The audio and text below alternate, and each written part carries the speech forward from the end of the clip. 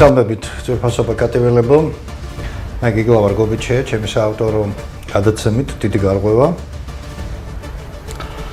ჩვენ დღეს ძალიან საინტერესო სტუმარი ყავს. თუმცა მე მგონი თქვენ დამეთანხმებით თუ ასე ვიტყვით თუ არა და შეგიძლიათ მე მომწეროთ. როდის აყავდა საინტერესო სტუმარი. ბატონი დავით კოხალაშვილია დღეს ჩვენი სტუმარი. უსაფრთხოების ექსპერტი, პოლკოვნიკი,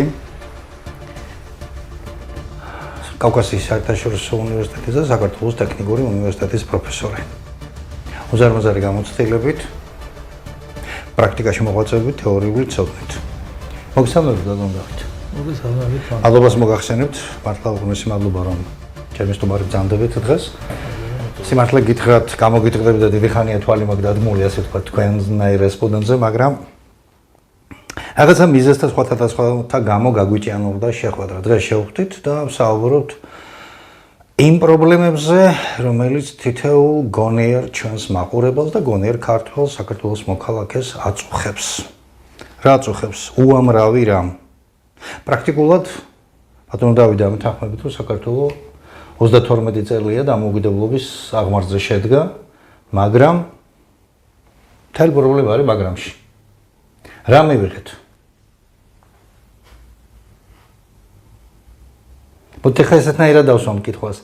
თქვენი ცხოვრების ნახევარი სრული 34 წელი იყავით იმ ყოფაში, მეც დაახლოებით და მეორე 34 წელი ამ ყოფაში. გავაგოთ რაღაცნაირად პარალელები თუ შეიძლება? პირველ რიგში მივიღეთ გამოცდილება, რომელიც არ ქონდა და რომელიც მხოლოდ ისტორიის ფურცლებიდან ვიცოდით და ბევრი რამ კიდე არ ვიცოდით 18-21 წლების შესახებ. მივიღეთ ცუდი გამოცდილება. მივიღეთ ცუდით და მივიღეთ კარგით. კი ბატონო. მივიღეთ ძალიან დიდი ღალატი სხვადასხვა პერიოდების მიხედვით, როგორც ხელისუფლების მხრიდან, ისე ინდივიდუალური პირების მხრიდან და სამწუხაროდ ძალიან ცოტა მაგალითი თავდადებისა და ქვეყნის ერთგულებისა. ვფიქრობ, რომ ჩემთვის პირადად როგორც მეცნიერისთვის ძალიან საინტერესო პერიოდში ვცხოვრობთ, თუმცა სამწუხარო რეალობაა ის ფაქტი, რომ თითქოს და ეს ყველაფერი დაკითხული მაქვს იქიდან გამომდინარე, რომ საკმაოდ დიდი ხნის განმავლობაში მომიწია 18-21 წლების არქივზე მუშაობა. მე მაგ საკითხს აუცილებლად შევეხები. თუმცა შეგვიძლია პარალელები ახლაც გავავარდოთ. და ამასთან ერთად მომიწია მუშაობა სახელმწიფო უშუალოების სამინისტროს არქივში განსაიდუმლო დოკუმენტებზე, რომელიც კონდაზორის მიმართულებით იყო შექმნილი. ესე რომ კიდევ ერთხელ ვიმეორებ, გამოცდილება, რომელიც აუცილებელია ყველა სახელმწიფოსათვის, ეს გამოცდილება გვაქვს, პროცესები რო სამწუხაროდ ბევრჯერ ისე ვერ განვითარდა, რომელიც ქვეყნის ეროვნულ ინტერესებისთვის იყო საჭირო. ესეც იმის ბრალია, რომ ზოგადად უცხო ქვეყნების ინტერესთა გადაკვეთის ძალიან კრიტიკულ ზონაში ვიმყოფებით და შესაბამისად გითხრათ სიმართლე ძალიან ბევრჯერ რჩება ის შთაბეჭდილება, რომ ჩვენ მაინც როგორც მართლმადიდებლები სწორად აღვიქვათ მოვლენებს, რომ ჩვენ ძირითადად ღმერთის იმედზე ვართ. გასაგებია. რახან პარალელი ვთქვით 18-21 წლის რესპუბლიკასთან და თქვენ ამაზე გაქვთ სადისერტაციო ნაშრომი შესრულებული და დაცული. მაშინდელი კონდაზორის და დაზვერვის სისტემა იმ სახელმწიფოში და დღევანდელი საქართველოში დამოკიდე შეიძლება რამე გადაკვეთის წერტილები მოეძებნოს. მე მესმის ტექნიკური მიღწევები, პროგრესი, ყველაფერი კომუნიკაციის საოცრად გაიოლებული ფორმები და ასე შემდეგ, მაგრამ აი სტრატეგიული მიმართულებით, სტრატეგიული თვალსაზრისით შეიძლება რამე პარალელები დაიძებნოს პოზიტიურსაც კუთხითაც და ნეგატივის კუთხითაც. სამწუხაროდ ერთი მნიშვნელოვანი მსგავსება არის პოსტსაბჭოთა საქართველოსა და საქართველოს დემოკრატიულ რესპუბლიკას შორის, რომ პრაქტიკულად ხელისუფლება არაფრად არ აგდებდა ამ სამსახურს, მაგრამ მიუხედავად ამ პოზიციისა, სამსახური თავის მოვალეობას კეთილსინდისიერად ასრულებდა. განსაკუთრებით ძიმე იყო 18-21 წლების მასალების ნახვა, იქიდან გამომდინარე, რომ კონცადაზორო უწყება შედიოდა შინაგან საქმეთა სამინისტროს სისტემაში და იყო ესეთი ძალიან ბევრი ფაქტი, როდესაც უშუალოების ესე კონცადაზორის უწყება მნიშვნელოვანი საბოტაჟის აქტებს ავლენდა და ძალიან სახელმწიფოსათვის მნიშვნელოვან თქვათ პროდუქციას იღებდა, რომელიც აუცილებელი იყო მათ შორის პროპაგანდის საწარმოებლად.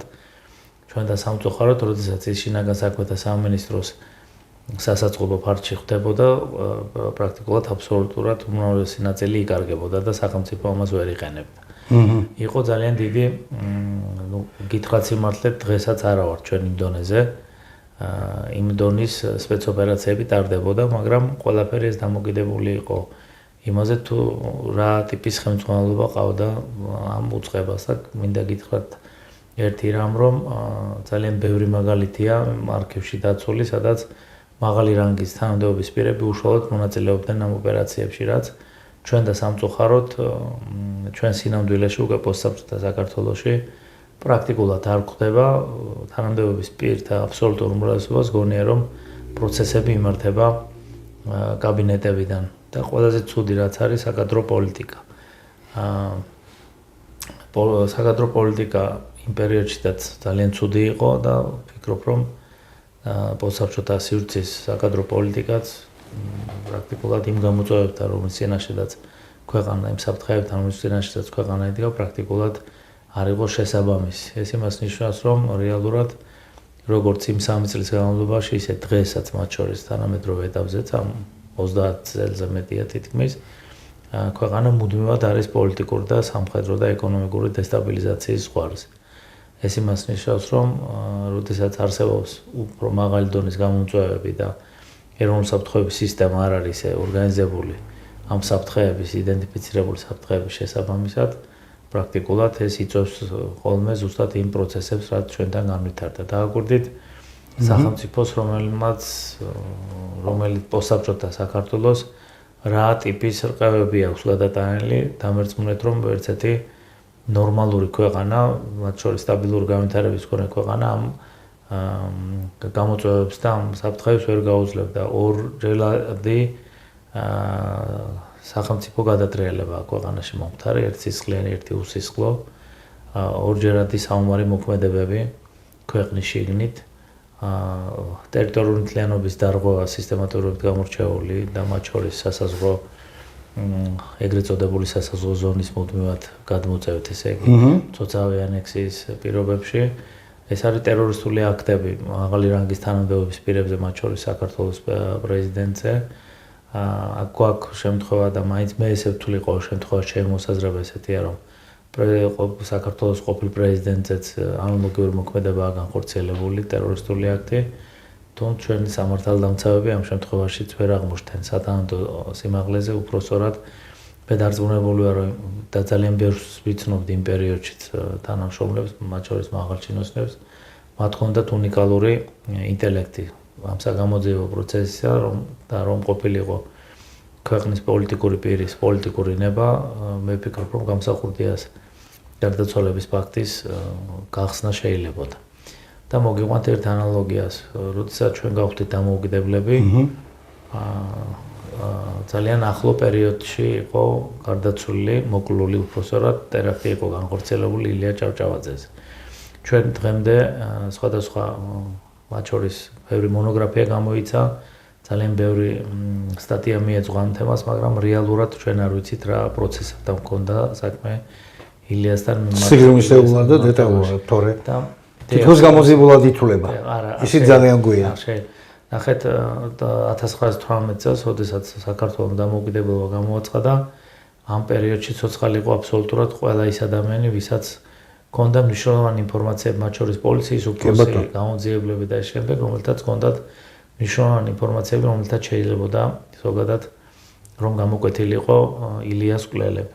აქაც უნდა აუცილებლად დავინახოთ მოვლენათა პარალელიზმი, ზოგადად ისტორიაში ეს ძალიან მაშინაც არ იყო პოლიტიკური ნება, ეხლაც არ არის პოლიტიკური. მაშინ იყო პოლიტიკური ნება და არც შემდეგ, უფრო მეტიც შინაგან საქმეთა მინისტრმა, უпроსორად მისმა შვილმა უკვე ემიგრაციაში დაწერა, რომ მამა ძალიან ნერვიულობდა, რომ მამ ვერ გამოიძია ილიას მკვლელობა, ამას ამის შანსი ჰქონდა და ზოგადად ჩვენ ესე გვჩვევია, სანამ რაღაც არ მოხდება მანამდე. ყველაფერი დამოკიდებულია პოლიტიკურ ნებაზე. ალბათობის მაღალი ხარისხით იმ პერიოდში ხელისუფლებაზე არსებობდა უცხო ქვეყნების სადაზვერვო შეღწევადობა, და იგივე იყო იმ მმართველთან დაკავშირებით, რომელიც მართავდა იმ პერიოდში ქვეყანას და შესაბამისად როგორ შეიძლება რომ კონდეს პოლიტიკური ნება რომ საკუთარი თავი გაასამართლო. გასაგებია. რომელი ქვეყანა აქტიურობდა იმ პერიოდში? და ზვიადის დროსაც მოდი შეგვიძლია ეს ქვეყნები დავასახელოთ. მე ვიცი რომ 18-21 წლების პერიოდში ინგლისის დაზვერვა ძალიან სერიოზულად იყო ჩართული აქ და განაგებდა სიტუაციებს. ესე იგი აქტიურობდა ძალიან ბევრი სახელმწიფო, მათ შორის როგორც ჩვენი მეზობელი სახელმწიფოები, განსაკუთრებით წუხარ, მაგრამ ობიექტური რეალობაა და აუცილებლად უნდა აღვნიშნოთ საომარი მოქმედებები. ორჯერადი სომხეთთან ეს კატასტროფული შედეგის მომტანი 18 წლის დეკემბერში. არა მარტო ჩვენთვის, არამედ თვითონ სომხეთისთვისაც და ჩვენ ვიცით რომ დიდი ბრიტანეთის სადაზვერვო ინტერესებში არ შედიოდა ზოგადად იმ ომის საქართველოს ინტერესების სასარგებლო დასრულება და სწორედ მათ უზრუნველყვეს ის რომ შეაჩერეს ქართველთა ასვლა, თორემ შესაძლებელი იყო რომ იმ შემთხვევაში თუ საქართველო ამ ომში ბოლომდე გაიმარჯვებდა და სომხეთის ხელისუფლების ჩანაცვლება მოხდებოდა დარწმუნებული ვარ რომ მოვლენები შეიძლება უფრო სხვაგვარად განვითარებული. თავისთავად საქართველოს გაიმარჯვებდა, სხვა სცენარი წავიდოდა ყველა. ძალიან აქტიურობდა თურქეთი, ძალიან აქტიურობდა რა თქმა უნდა გერმანია და ძალიან აქტიურობდა დიდი ბრიტანეთი და რა თქმა უნდა რუსეთი. ესეთი ერთი ეპიზოდი მახსენდება რომ საკმაოდ დიდი ბრძოლა მიმდინარეობდა აგენტურული მასალების ირგვლივ, როდესაც ეგრეთ წოდებული სტრატეგიული პარტნიორების ჩანაცვლება მოხდა საქართველოს, ეს არის გერმანიასა და დიდი ბრიტანეთს შორის საუბარი. ისე ერთი რამ უნდა ვთქვათ, რომ ზოგადად თქვენ მე მგონი რომ ამაზე მინიშნება არ ჭირდებათ ამ მიმართულებით თვლი რომ მაღალი დონის პროფესიონალი ბრძანდებით სადაზვერვო პროპაგანდის ფარგლებში ზოგადად დღემდე მოვდივართ ისე რომ 18-21 წლებში ყველაფერი ის რაც ჩვენ თავზე დატრიალდა არის ესა საბჭოთა რუსეთის ბრალი. მაგრამ უნდა ვიცოდეთ აუცილებლად რომ იმ ეგრეთ წოდებული სტრატეგიული პარტნიორების მხრიდან საქართველოს ისტორიაში ფიქსირდება სწორედ პირველი ანექსიები საქართველოს ამემართებაში და ხელისუფლება უკვე ფაქტობრივი მდგომარეობიდან გამომდინარე აღიარებს მათ შემოსვლას საქართველოში. ესე რომ მხოლოდ ეს მომენტიც კი კმარა იმისათვის რომ ცოტა თვალებახილული იყოს მნიშვნელოვანი ნაწილი თაობებისა, რომელთაც ეს უნდა იცოდნენ თაობებმა აუცილებლად ინფორმაციები აქვს მოწოდებული. ამასთან ერთად ხო ის მინდა რომ ის ფრაგმენტი მოგიყვანოთ, როდესაც გერმანია გადიოდა გერმანიის გასვლის პირობებში საკმაოდ დიდი ჩხრეკები ჩატარდა მცურავ საშუალებებზე, რომელთაც გერმანელი ზვერავები მიდიოდნენ და დიდ ბრიტანეთს აინტერესებდა აგენტურული მასალები, ესე იგი რა ტიპის აგენტურა გააჩნდა გერმანიას და ჩვენ ვიცით რომ გერმანიას საკმაოდ მაღალი დონის აგენტურა გააჩნდა ჯერ კიდევ რუსეთის იმპერიის პერიოდში და კონდათ ისეთი გეგმა განხორციელებული რომ ჯერ აგენტურული მასალები იყო სულ სხვა მიმართულებით და სულ სხვა საშუალებით გაგზავნილი და ზვერავები გავიდნენ ამ აგენტურული მასალების გარეშე. ესე რომ ყველა ის სახელმწიფო რომელიც მე ჩავთვალე ფლობდა მნიშვნელოვან აგენტურულ აპარატს, ესე იგი სადაზვერვო აპარატს და იმ დროსაც ჩვენ და სამწუხაროდ როგორც პოსტსაბჭოთა საქართველოში ხელისუფლების მაღალ საფეხურებზე ფიქსირდებოდა სადაზვერვო ზეგავლენის ნიშნები და ეს დადასტურდა კიდევაც ემიგრაციაში ყოფნის დროს საქართველოს ხელისუფლების ნაბიჯებით. ბატონ დავით, აი რახან იმ თემას შევეხეთ, ხა ერთი საკითხის გარეშე ვერაფრით ვერ დავტოვებ. თქვენი აზრიც მაინტერესებს. მაშინ ისტორიკოსები, მაშინ კი არა, მოგვიანებით წერდნენ ისტორიკოსები და ეხლა ეს დადასტურებულია რომ და თქვენ წერდგან აღნიშნეთ კიდეც რომ ამერიკის ფაქტორი, ანუ ამერიკის დამოკიდებულება იმ პროცესებისადმი ისინი თვლიდნენ რომ ადრე თუ გვიან იქ ეს საქართველოს აუცილებლად მოხდებოდა რუსეთის დამზერის ქვეშ და ნუ თქვათ მე განვითარდება იმათ ხელი ჩაიქნიეს პრაქტიკულად ხო ესე გამოდის თავის დროზე. არ გამოიჩინეს დიდი ინტერესი და არ აქტიურეს აქ. არ მეშლება რამე? არა, მათ ყავდათ სადაზვერვო მისია შეისწავლეს მდგომარეობა და ნუ ამასთან ერთად ჩვენ ვიცით რომ ბრიტანელები აქ იყვნენ.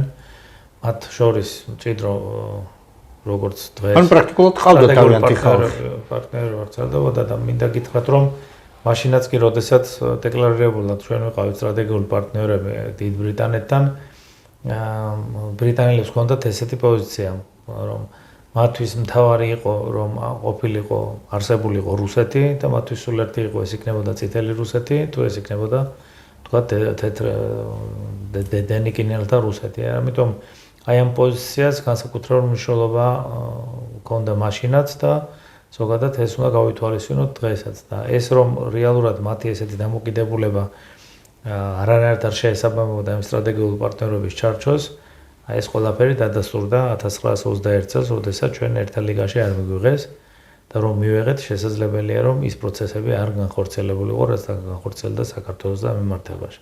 ამიტომ ისე მივდივართ მომენტთა პარალელში. აი თქვენ ხარ რასაც ხაზი გაუსვით რომ 21 წელს ერთად ლიგაში არ მიგვიღეს, ჩვენ ისტორიკოსები ამას მხოლოდ ისტორიკოსის გადასახედიდან უყურებენ. და აქ არის ზოგადად მათი პრობლემა, ეს არის მათი აქილევსის ქუსლი, რომ აი სადაზვერო და კონდაზვერვის მასალები მათ არც მიუწვდებათ ალბათ ხელი ან არც ინტერესდება, თუმცა რაღაცები გახსნილი იქნება, ხო, ბუნებრივად.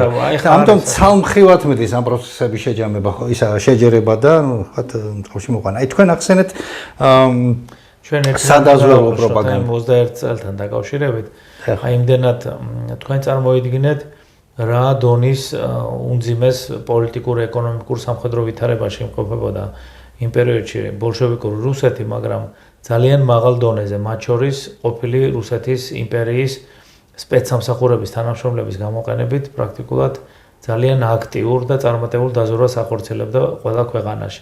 აი 21 წლის ერთა ლიგის პერიოდისათვის პრაქტიკულად რუსეთის დაზვერვას განხორციელებული ჰქონდა აქტიური ღონისძიებები, რომლის შედეგადაც მან მიაღწია სავაჭრო ეკონომიკურ ურთიერთობებს ევროპულ სახელმწიფოებთან და შესაბამისად ევროპულმა სახელმწიფოებმა გაყიდეს საქართველოს ინტერესები. აჰა, როგორც ყოველთვის დღესაც ანალოგიურ რაღაცები ემჩნევათ, ანუ ის ძველთაგან მოდგამთ. თქვენ შეეხეთ ძალიან საინტერესო საკითხს, საერთოდ ახსენეთ სადაზვერვო პროპაგანდა. და ჩვეულებრივი მედია პროპაგანდა. ხა მედია პროპაგანდაში ვიცი რაც ხდება, სადაზვერვო პროპაგანდა. რომელი აქ უპირატესი ქვეყნის, ასე ვთქვათ, აშენებისთვის ან ქვეყნის დანგრევისთვის, როგორც სპეცსამსახურები მოინდომებენ ხოლმე? აი მაგალითად ვერ გამოყოფთი, რომ რომელიმეს აქ განსაკუთრებული უპირატესი მნიშვნელობა, იმიტომ რომ დაზიანების კუთხით მე ხა ჩემგან ვიცი რაც ხდება, იმიტომ ვერაფერს ვერ აკეთებს ვერანაირი მტერი, თუ მედია მას ხალხს არ უჭერს და მედია არ ყავთ მოსყიდული. დღეს ამას უყურებთ ყველგან. ორივე საშუალებით შესაძლებელია რომ ქვეყანა დააზიანოს და ორივე საშუალებით შესაძლებელია რომ საკუთარ ქვეყანას მოუტანოს სარგებელი. ალბათ 21 წლის პერიოდში, თვამდე 21 წლის პერიოდში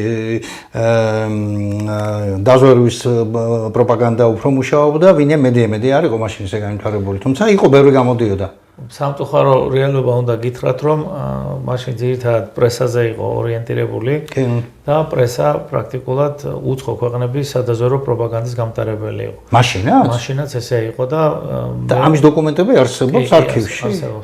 გესმით ხო, ძვირფასო მაყურებლებო, რა შეა და როგორ მოდის საქმე და ამ 70 წელმა პრაქტიკულად არაფერი არ შეცვალა. 91-შიც ანალოგიურად ხდებოდა.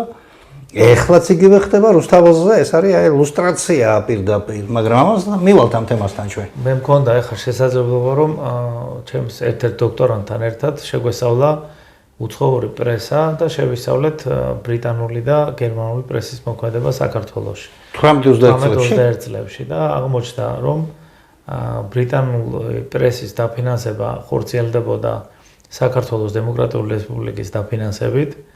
რეალურად მას ხელმძღვანელობდა ბრიტანელი ეგრეთ წოდებული თეთრსაყალოიანი ჩავთვალოთ რომ ალბათობის მაღალი ხარისხის დაზვერვის წარმომადგენელი და ძირითადად ეთნიკური ნიშანით პრაქტიკულად იქ ბრიტანელებზე იყო გათვლილი, ესე რომ მთელი თავის მოღვაწეობის განმავლობაში ის ახორციელებდა საკუთარი ქვეყნის სასარგებლო პროპაგანდას, რომელშიდაც ძალიან ნაკლებად სარგებელი ჰქონდა საქართველოს დემოკრატიული რესპუბლიკას. ამიტომ ესეთი მოდელი ასლიანი თითქმის სხვაობა გვაქვს საუკუნეზე მეტია გასული.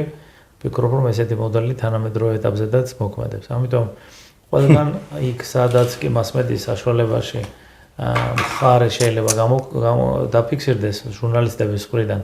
აქ არის ორი მომენტი. ერთი არის კორუფციული გარიგება და მეორე ყველაზე საზიანო ის არის შეიძლება ის იყოს უცხო ქვეყნის სადაზვერვო სპეცსამსახურის ზეგანი. ეხლა რომ ჩვენ ამაზე მშველობა დავიწყოთ ძალიან შორს. ძალიან შორს, კი ბატონო, მაგრამ პარალელიზმი არსებობს ამ კუთხით. პარალელები არსებობს. მინდა ეს გაიგოს ჩვენმა მაყურებელმა, ესე იგი 18-21 წლებში აგენტურა მუშაობდა ძალიან კარგად და მაშინ თურმე მედია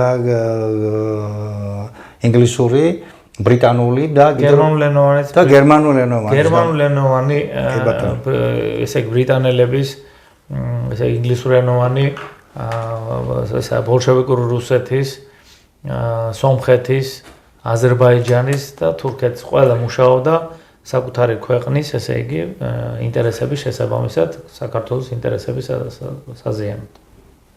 და კეთილი, მაშინ ჩავთვალოთ რომ მოვთელეთ ეს საკითხი. ერთ მომენტი აუცილებლად უნდა გითხრათ კიდე, რომ რელიგიური უსაფრთხოების თემა ზოგადად ცოტა სხვადასხვა თქვა ხმული, მაგრამ უნდა ვიცოდეთ, რომ ჩვენ და სამწუხაროდ ეს რელიგიური მიმართულებაც კი სადაზვერვო პროპაგანდის ფარგლებში გამოიყენებოდა. დღესაც ესე არის სასულიერო პირები, მაგალითად, აქტიურად გამოიყენებოდნენ სომხეთ-საქართველოს ომის დროს გამოცხადებული სამხედრო მობილიზაციის ჩაშაშლელად. არის ესეთი ფაქტები საისტორიო არქივში დაცული.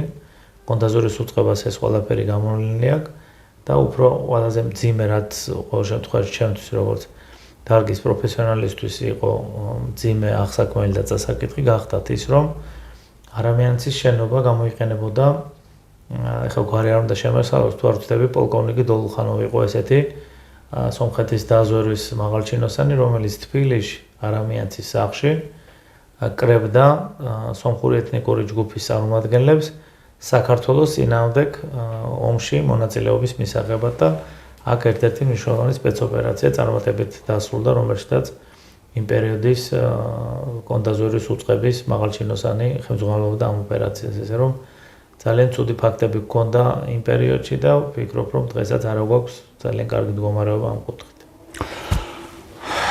გესმით ხო? მე მგონი ჩვენი დღევანდელი რესპონდენტი მაღალი დონის პროფესიონალი და მეც უფრო ვერ გაშლის კარგას. მესმის მისი ძალიან კარგად, მაგრამ აი მოისმინეთ ხომ არამიანცის საავადმყოფო, ეგრეთ წოდებული არამიანცის სახლი, აი იქ იყო ბუდე ერთგვარი იმ ხალხისა, რომელიც ჩვენს წინააღმდეგ იბრძოდა, ჩვენი მთავრობა და ჩვენი მაშინდელი ხელისუფლება და მისი შესაბამისი სპეცსამსახურები შეყურებდნენ ამას. ოდესმე მქონდეს იმედი, რომ ეს ფართო საზოგადოებისთვის გაიხსნება ეს არქივი. გახსნილია ეს არქივი. უკვე გახსნილია და არქივები გახსნილი იყო 2005-2006 წლებშიც და ცოტა უფრო ადრეც. უფრო მეცაც გეტყვით, რამდენადაც ჩემთვის ცნობილია. ლევილიდანაც კი მოხდა გარკვეული დოკუმენტების ჩამოტანა, იმიტომ რომ როგორც მე ვიცი, სადღაც 32 წლამდე საქართველოს კონდაზვერვა ემიგრაციაშიც კი მუშაობდა, ესე იგი ხელისუფლებას გააჩნდა კონდაზვერის უწყება კიდე იქ მუშაობდნენ, მაგრამ ძალიან ბევრი მიითვისა, როგორც ხდება ხოლმე ტვინების გადინების პროცესით, მაღალი ინტელექტუალური შესაძლებლობის მქონე კონდაზვერის თანაშრომლები სხვადასხვა სახელმწიფოებმა შეითავისეს და გამოიყენეს საკუთარი ინტერესების შესაბამისად. ხედავთ, თუნდაც რა შესახ. კეთილი. ვთქვით, მაშინაც და 1991 წლის დეკემბერ-იანვრის მოვლენებშიც მაშინდელი ახალგაზრდა თაობა აქტიურობდა. მე გულისხმობ ბოკერია და ამ თაობას რა, ვინც მოყვამათ და ასე შემდეგ. თუმცა დღემდე მიუხედავად იმისა, რომ სახელმწიფოში პუტჩი ოფიციალურად იქნა, სამხედრო გადატრიალება ოფიციალურად იქნა აღიარებული და დასმული, არავინ არ დასჯილა პრაქტიკულად, ეს ხო უბრალოდ პოლიტიკურად გაცხადებული ფაქტი და მეტი არაფერი. დღეს ხედავთ დაახლოებით იგივე სიტუაციას, რუსთაველზე ისევ ახალგაზრდები აქტიურობენ. მე რამდენიმე გადაცემა მოვისმინე თქვენ და თქვენ ხაზს უსვამთ ახალგაზრდობის როლს დაზვერვებდა იმ საქმეში, განა იმ კუთხით და მესმის თქვენი რომ ახალგაზრდობას ვთქვათ პატრიოტიზმი აკლიან რაღაცა ეგეთი მომენტი განათლების საკითხია ფაქტების არცოდნა არის ამის მიზეზი და პლუს ის რომ შედარებით ადვილად ხვდებიან ასეთი დიდი გამოსვლების მქონე სპეცსამსახურების ხაფანგში და ბადეში. ხოსეა. როგორ ფიქრობთ, ვის ხელს ხედავთ თქვენ ამ ყველაფრის უკან? იმიტომ რომ შეუძლებელია ის, რასაც ჩვენ უყურებთ რუსთაველზე, ეს არის სადღაც დაწერილი ერთი დიდი უწყვეტი სცენარი და ეს მოდის და მოდის. და სხვა შორის აი ბოლო პერიოდის 91-12-ის გადატრიალება, 2003 წლის ეგრეთ წოდებული ვარდების რევოლუცია და ყველაფერი რაღაცა იკვეთება აქეთ, თქვენ რა სიტყვით?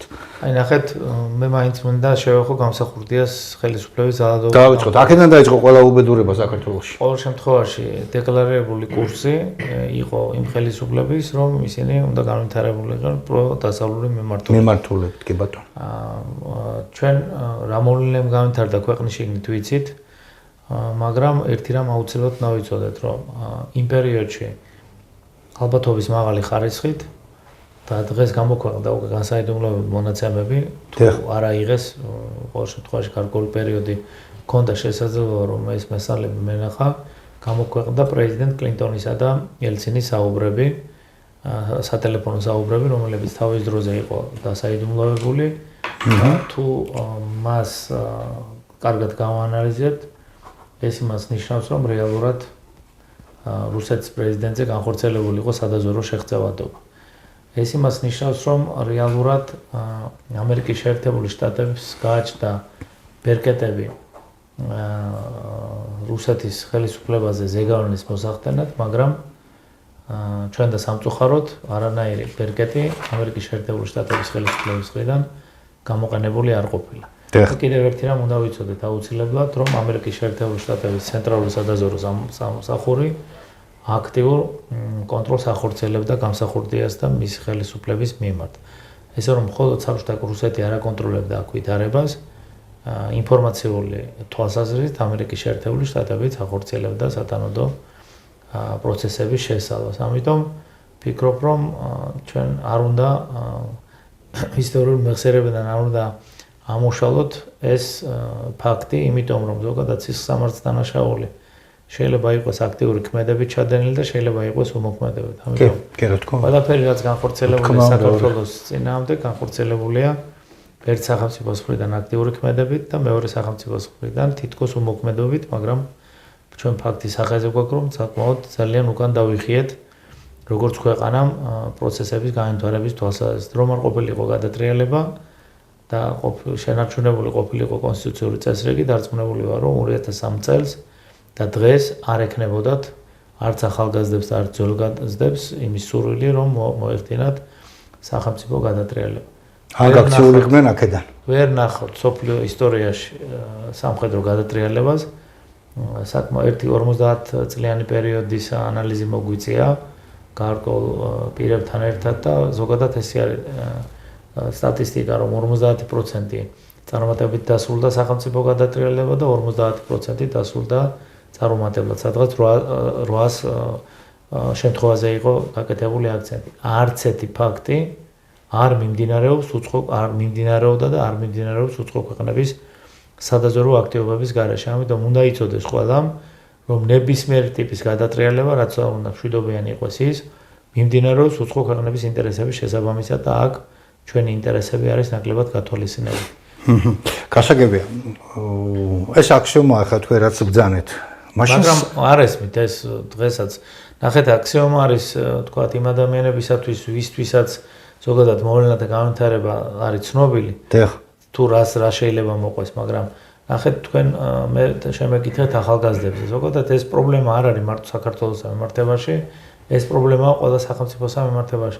სამიზნე უცხო ქვეყნების სადაზვერვო სამსახურებისათვის არის ყოველთვის ნაკლები გამოცდილების მქონე ადამიანები.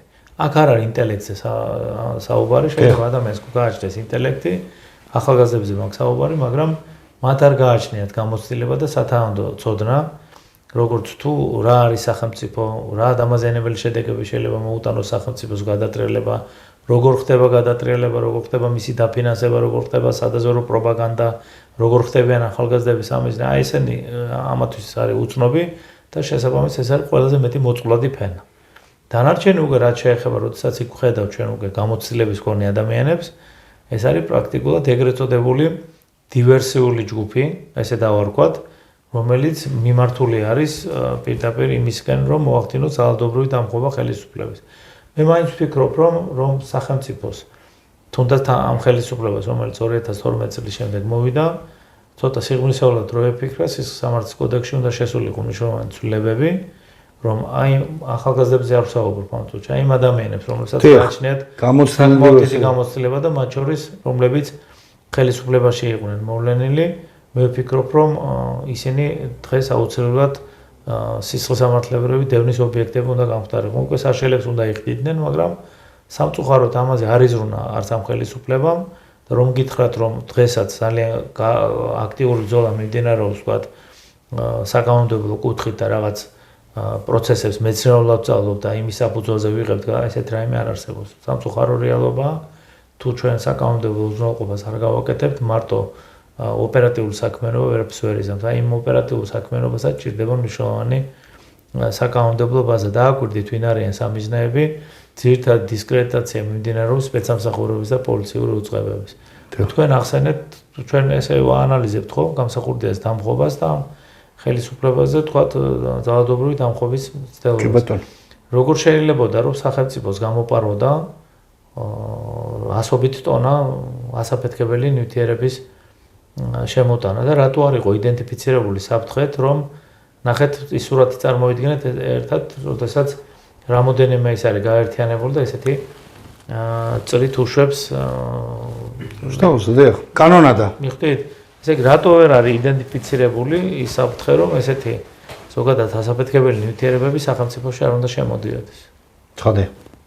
თუმეტეს ნახეთ, არ არის აუცილებელი, რომ აუცილებლად სახელმწიფო გადატრიალების კუთხით აკრძალო ესეთი რაღაცის შემოტანა. ამისთვის საკმარისია ჯანდაცვის სამინისტროდან გამოითხოვა მასალები, თუ რამდენი ადამიანია დაზიანებული ამ პერიოდის განმავლობაში. და ჩვენ ხო ვიცით, რომ სერიოზულად დაზიანდნენ. და შეგვიძლია რომ ძალიან მარტივად, არა, მე არ გავუნებით ამ წუთში ვინც დაზიანდა. ზოგადად რაც ამ ასაფეთქებლების შემოტანა ხდება, არის ძალიან ბევრი ადამიანი დაზიანებული. კი, ზოგადად მშვიდობიან დროს, კი ბატონო. აი ესეც კი საკმარისია იმისთვის, რომ სარჩულად დაუდო მშვიდობიანი და საერთოდ სოდროდ გეთანხმებით. ამიტომ ვფიქრობ, რომ მივდივარ ძალიან მნიშვნელოვან პრობლემაზე, რაც თქვენთვის, როგორც მეცნიერისთვის ვიცი, რომ ძალიან კარგად არის ცნობილი. როგორც ჩვენ გვჭირდება ყოველდღიურად მეცნიერებს ლიტერატურა, რომ ჩვენი სამეცნიერო შესაძლებლობა გავზარდოთ, ესე ჭირდებათ სპეცსამსახურებს. იქ სადაც არ იქნება მიმართულებითი სპეციალური ლიტერატურა, იქ სადაც არ შეისწავლება პროცესები, არც ერთ უმაღლესი სასწავლებელი სახელმწიფოს ინტერესის შესაბამის კვლევას არ ახორციელებს. ჩვენ შევეხებით მაგ თემას აუცილებლად, იმიტომ რომ უმაღლესი სასწავლებელი ცალკე აქილევსის სისხლია თქვენთვისაც და ჩემთვისაც ვიცით ეს რა გვტკივა და რასაც უყურებთ, მაგრამ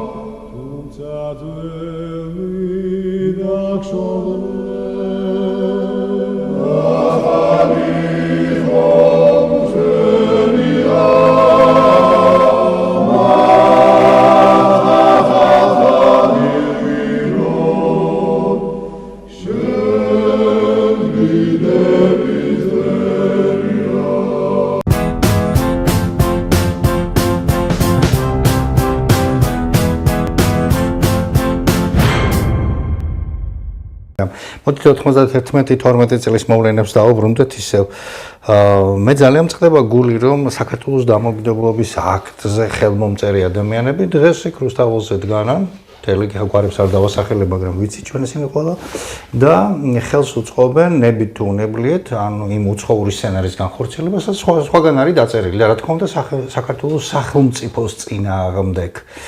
არა მარტო ისინი, არამედ მისი ოჯახის წევრები, მათი ოჯახის წევრები. ხო, მთელი ოჯახი თუ არიან უკვე ჩართულები არიან, ანუ აგენტურას ეთყობა საზღვარი არა აქვს, ანუ არც მამაზე მთავრდება, არც ბაბუაზე, არც შულზე და შულიშულებზე გადმოვიდა უკვე და მთელი ამბებით მოდის, ხო, უკვე 20 რამდენი წელი გავიდა, 33-34 წელი გავიდა იმ პერიოდიდან და აგერ უყურებთ გაიზარდა თაობა, უკვე წამოვიდა, უკვე შულიშულებმა დაიწყეს, თქვათ, იქ, სადაც იდგნენ. მე რა მაინტერესებს სვედის ხელისუფლების დროსაც გავრცელდა ეს ინფორმაცია და მე არაერთი რესპონდენტი მყოლია ძალიან საინტერესო, რომლებიც პირდაპირ ამბობდნენ, რომ პარლამენტში მაშინაც უამრავი უცხო ქვეყნის ან გავლენის აგენტი, ან ზოგადად დავერბოვებული, გადაბირებული ადამიანი არსებობდა ამ შემდეგ. ერთი პერიოდი გავრცელდა ინფორმაციაც, რომ რაოდენობასაც კი ასახელებდნენ და ის უშიშროება რომ დაწვეს მაშინ ხო გახსოვთ ის მოვლენები როგორც იყო ყველაფერი და გამოტანილი ანუ ეს ეგზემპლარები არსებობდა. დიდი დოზით იყო ზვიადის ეროვნული ხელისუფლების პარლამენტში ასე ვთქვათ ეს ხალხი შეყრილი. ესე იგი პირველ რიგში მე მესმის ცოტა უხერხული სიტუაციაში ვიყანებთ ეხლა მაგრამ არანაირი უხერხული სიტუაცია აუხსნათ ხალხს. არანაირი უხერხული სიტუაცია არ არის. ნომრიანი აგენტი. პირველად დავიწყებ იმით რაც შეფასებით ნაწილი გავაკეთეთ ჩეკითხვამდე. რაც და მეც. ესე იგი ჩვენ არ უნდა გავგვიკვირდეს ესეთი პროცესები, როდესაც შვილიშვილამდე ჩამოდის თქვათ მიღებული პრაქტიკაა ზოგადად სპეცსამსახურებში, რომ შეწყვილებული მუშაობა სადაზვერო საქმიანობაში ესე გადაბირება, დაწყვილებული გადაბირება, ეს არის ჩვეულებრივი პროცესი. ნუ მეთოდი ეს ერთ-ერთი ჩვეულებრივი პროცესი. შეიძლება იყოს აი მამაშვილებს რო უყურებთ ახლა, მამაშვილი და ესე შემდეგ და ეს შემდეგ. და ერთი რამ არ უნდა დაგვაუწყდეს, არსებობს ორი მიმართულება. აგენტურულ აპარატს, სადაზვერო აგენტურულ აპარატს ჭირდება აუცილებლად ფინანსური უზრუნველყოფა. ისე მათი წარმოუდგენელია. ისინი ამისათვის ისინი ასე იგი ქმნიან როგორც ლეგალურ, ისე არალეგალურ ხაზებს. ამიტომ მე ვფიქრობ, როდესაც ბევრი ინფორმაცია სასაცილოდ არ ყოფნის გაუთვითცნობიერებელ მოსახლეობას, აუცილებლად დაფიქრდნენ ამ მიმართულებაზე, რომ არსებობს ორი მნიშვნელოვანი მიმართვა, ერთი ლეგალური და მეორე არალეგალური და ამ ჩრდილში გაანალიზონ თუ როგორ ფინანსდებიან ის ადამიანები, რომლებიც ირსულთხრიან ქვეყნის კონსტიტუციურ წყობილებას. ეხლა რაც შეეხება თქვენ ძირითად საკითხს. ნებისმიერი კონტროლის პირობებში მაკონტროლებელი ქვეყანა ყოველთვის ქმნის აგენტურულ აპარატს კონდაზვერვის ფარგლებში ყველა სახელმწიფოში. ესე რომ ყველა ის აგენტურული აპარატის წევრი ადამიანი, რომლებიც საბჭოთა კავშირის დროს იყვნენ გადაბირებული, მათ შორის მე მქონია ამ ადამიანებთან მუშაობის გამოცდილება და პრაქტიკა. მათ იყო ისეთი ადამიანები, რომლებმაც გააგრძელეს მოღვაწეობა საკუთარი ქვეყნის ინტერესების შესაბამისად, როგორც საკუთარი ქვეყნის კონდაზვერვის აგენტურული აპარატის წევრები. მაგრამ ჩვენ და სამწუხაროდ ძალიან ბევრი ადამიანი, რომელიც გადაბირებული იყო საბჭოთა კავშირის დროს, ამათ შესახებ დოკუმენტალური ინფორმაციული ნაკადები საქართველოს აღარ გააჩნია. ამ შემთხვევაში ჩატარდა სპეცოპერაცია, რომლის მეშვეობითაც ეს აგენტურული აპარატის მამტკიცებელი ძირითადი დოკუმენტები გატანილი არის უცხოეთში, რუსეთის ფედერაციაში და შესაბამისად ვერ ხერხდება იმ სვერდლოვსკის არქივები გაქვთ, ხო, ეგრეთ წოდებული მხედველობა. ეს არის ეხლა მე არ ვიცი მარტო იქ გაიტანეს თუ სხვაგანაც. ხო, რა თქმა უნდა, გვინიც. ფაქტია რომ ეს ყველაფერი ყველაფერი ის რაც საქართველოს საბჭოთა საქართველოს უშიშროების და უსაფრთხოების სისტემის უზრუნველყოფისთვის იყო შექმნილი, იქცა უკვე ახალ კატეგორია და ის გახდა უცხო ქვეყნის სადაზვერო სამსახურის აგენტურულ აპარატი. ესე რომ ჩვენ ძალიან ბევრი ინფორმაცია არ გქონდა, აქაც უბრუნდები ისევ ანალოგიის ფაქტს. როდესაც 18-21 წლების შინაგან საქმეთა მინისტრი თურმე ჯავრობდა ემიგრაციაში, რომ ვერ გამოიწია ილიას მკვლელობა. იმ პერიოდში, როდესაც ჩვენ გავხდით პოსტსაბჭოთა ქვეყანა, საქართველოში იყო ძალიან მაღალი გამოცდილების მქონე სპეცსამსახურის თანამშრომლები, რომლებიც უშუალოდ თვითონ აწარმოებდნენ გადაბირების პროცესებს და რომლებთაც ცნობილი იყო იმ აგენტურული აპარატის შესახებ, რომელიც საქართველოში მოღვაწეობდა. რამდენადაც ჩემთვის ცნობილი, არც მათი ინტელექტუალური და ინფორმაციული შესაძლებლობები არ გამოყენებულა საქართველოს ხელისუფლების სასარგებლოდ. ამიტომ წუხარ, მაგრამ მაინც ყველგან გარიგების და ყველგან სადაზვერო შეღწევადობის ნიშნები არის ჩვენი ქვეყნის ეროვნული ინტერესების საწინააღმდეგო. და რა უნდა ვისაუბროთ ახლა, ვინ დამარწმუნებს იმაში, რომ იმ პერიოდის საქართველოს მმართველმა ედუარდ შევარდნაძემ არ იცოდა იმ აგენტურული აპარატის ფასი, რომელზედაც სპეცოპერაცია ჩატარდა და გატანილი იქნა თქვათ რუსეთის ფედერაციაში. ამ შემთხვევაში მე მაინც ვფიქრობ, რომ ყველაფერი კეთდებოდა ხელისუფლების შესანარჩუნებლად საკუთარი ვიწრო ინტერესებიდან გამომდინარე. თუ იმეს დავა უნდა ჩემთან, მაშინ მე ვფიქრობ, რომ აუცილებლად უნდა ვიფიქროთ იმაზე, რომ რატო ხდა ყველაზე დიდი ქონება და ყველაზე ღირებული ქონება საქართველოს პრეზიდენტის ოჯახის წევრებს იმ მობილურ საშუალებაზე მაქვს საუბარი, რომელსაც ჩვენ ყოველდღიურობაში ვიყენებთ. ამიტომ ძალიან ბევრი რამ ვერ შევისწავლით, ძალიან ბევრი რამ არ შევისწავლეთ და ყველაფერი ის, რასაც არ ვისწავლით, შემდეგ საფრთხეთ უბრუნდება ქვეყანას, რომლის ნეიტრალიზაციასაც ვერ ახერხებს. ამიტომ ჩავთვალოთ, რომ ეს არის ისეთი დონის სპეცოპერაცია ჩატარებული, რომ ძალიან დიდ ტკივილად კიდევ წლების განმავლობაში ექცევა ქვეყანას. კი ბატონო, თქვენ ახლა შევარდნაძე ახსენეთ. და მე უნდა გავიხსენო ბატონი სოსო მანჯავიძის დიალოგი ელიზაბეთ ლეინთან, ქართველი წარმომავლობის, ქართველი ფესვების მქონე ქალბატონი, რომელიც ამერიკის მოქალაქეა და ამერიკაში ერთ-ერთი წამყვანი ჟურნალისტი გამომძებელი, ინვესტიგატორია, რომელსაც ანგარიშს უწევს ამერიკული საზოგადოება და მედიაც და ასე შემდეგ. მან პირდაპირ თქვა იმ ინტერვიუში, რომ მე რასაც ჩემს მოსაზრებას ვიტყვი, იქ ვიტყვი, რომ ჩემი მოსაზრებაა ეს და მე ვფიქრობ ასე და ნუ აზრს გამოხატავს თავის ეს, მაგრამ სადაც დოკუმენტები მაძლევს საშუალებას, იქ ვიტყვი, რომ პირდაპირ ესეა. და მან ხაზი გაუსვა იმას, რომ შევარდნაძეს და სააკაშვილიც იყვნენ ნომრიანი აგენტები და ასე შემდეგ დაასახელა ქვეყანას, ნუ ბუნებრივია ვის ინტერესებიც იქნა დაცული, უბრალოდ გორბაჩოვზე აღნიშნა მაშინ აი საბჭოთა კავშირის დაშლის მომენტის დროს, რომ გორბაჩოვი მოტყუდა და ეგონა, რომ ის იდეურად უჭერდნენ მხარს და ასე შემდეგ და ახლობლები იყო, მაგრამ არ გამოვიდა, მაგრამ შევარდნაძეს ხაზი გაუსვა პირდაპირ სააკაშვილის ხელი დაადო პირდაპირ. როგორ ფიქრობთ თქვენ? რამდენად შეეფერება სიმართლეს თქვენი მონაცემები, თქვენი კვლევების მიხედვით, თქვენი არქივებში ჯდომის და იგაცნობილი ინფორმაცია. როგორც რადოზითაც შეიძლება ისე მიპასუხეთ. მესმის რომ ცოტა უხერხო სიტუაციაში შეგაყენეთ, მაგრამ ესე იგი მოდით ერთ დღეს არავის არ გაუპროტესტებია დღემდე ეს ფაქტი. ერთ რამეზე აუცილებლად უნდა შევთანხმდეთ, რომ იქ სადაც საკუთარი ქვეყნის ინტერესების საწინააღმდეგოდ ფიქსირდება ძირგამონთხრელი საქმიანობა, ის პირები, ვინც ამას ახორციელებენ, ალბათობის მაღალი ხარისხით აუცილებლად არიან უცხო ქვეყნების წარმომადგენლები.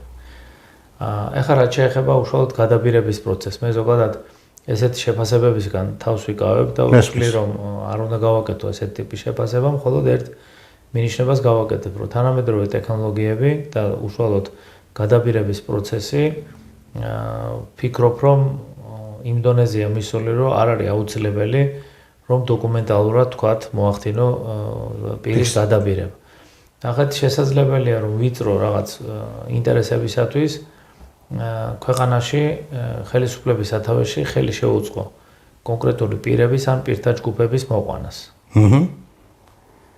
და მათი ფსიქოლოგიური პორტრეტიდან გამომდინარე უკვე სპეცსამსახურებისთვის და ფსიქოლოგებისთვის, ვინც ამ პროცესებში აქტიურად მონაწილეობენ, მათ შორის სამეცნიერო-კვლევით ცენტრები, ცნობილია თუ რას მოიმოქმედებენ ეს პირები და შესაბამისად ამ შემთხვევაში კიდევ ერთხელ ვიმეორებ, რომ არ არის აუცილებელი, რომ ეგრეთ წოდებული ნომრიანი აგენტი იყოს, თუმცა ამაში ღრმად ვარ დარწმუნებული, რომ ამ ადამიანებს უყურეს ნომერი აქვს მინიჭებული და რეალურად ისინი გამოიყენებიან ამ საქმიანობისთვის. თუმცა არც იმას არ გამოვრიცხავ და არც იმას არ მომბობ, რომ არ ხდება უშუალოდ დოკუმენტალური გადაბირება. არსებობენ სახელმწიფოები, რომლებიც აქტიურ ფაზას გადაბირების პროცესის შემდეგ ახორციელებენ ამა თუ იმ პირისას, მაგრამ არსებობენ სახელმწიფოები, მაგალითად ამერიკის შეერთებული შტატები, რომელიც საკმაოდ დიდი ხნის განმავლობაში აკვირდება, ძალიან ბევრ დავალებებს აძლევს, ასრულებინებს, ამის დოკუმენტირებას აკეთებს და შემდეგ ხდება გადაბირება. ამიტომ ძალიან ბევრი ტექნოლოგია არის, ყველაფერი დამოკიდებულია იმაზე, რა ოპერატიული ვითარების შექმნა უნდა ამა თუ იმ სახელმწიფოში. მადლობთ. ეხლა შევეხოთ ქვეყანაში კანონი საიდუმლოების შესახებ არსებობს, ეს ყველა ქვეყანაში უნდა იყოს და ბუნებრივია ჩვენთანაც არის. ქვეყნის უმაღლესი სახელმწიფო პირები, მთავრობის წარმომადგენლები, პარლამენტარები ძალიან ბევრი ფლობს საიდუმლო ინფორმაციასთან დაშვების უფლებას. კანონი როგორ ფიქრობთ ის რაც მოქმედებს დღეს გამორიცხავს იმას რომ თუ უშვებს რაღაცა შესაძლებლობას აი ესეთი აგენტებისთვის ან გავლენის აგენტებისთვის რომ თავისუფლად ურთიერთობა კონდეთ საიდუმლო დოკუმენტებთან, საიდუმლო ინფორმაციასთან და მე შესაბამისად მას მსვლელობა როგორც მისი შემკვეთი და ასე ვთქვათ გადამბირებელი მოითხოვს. კატასტროფის წინაშე ვართ მაგ მართულებით.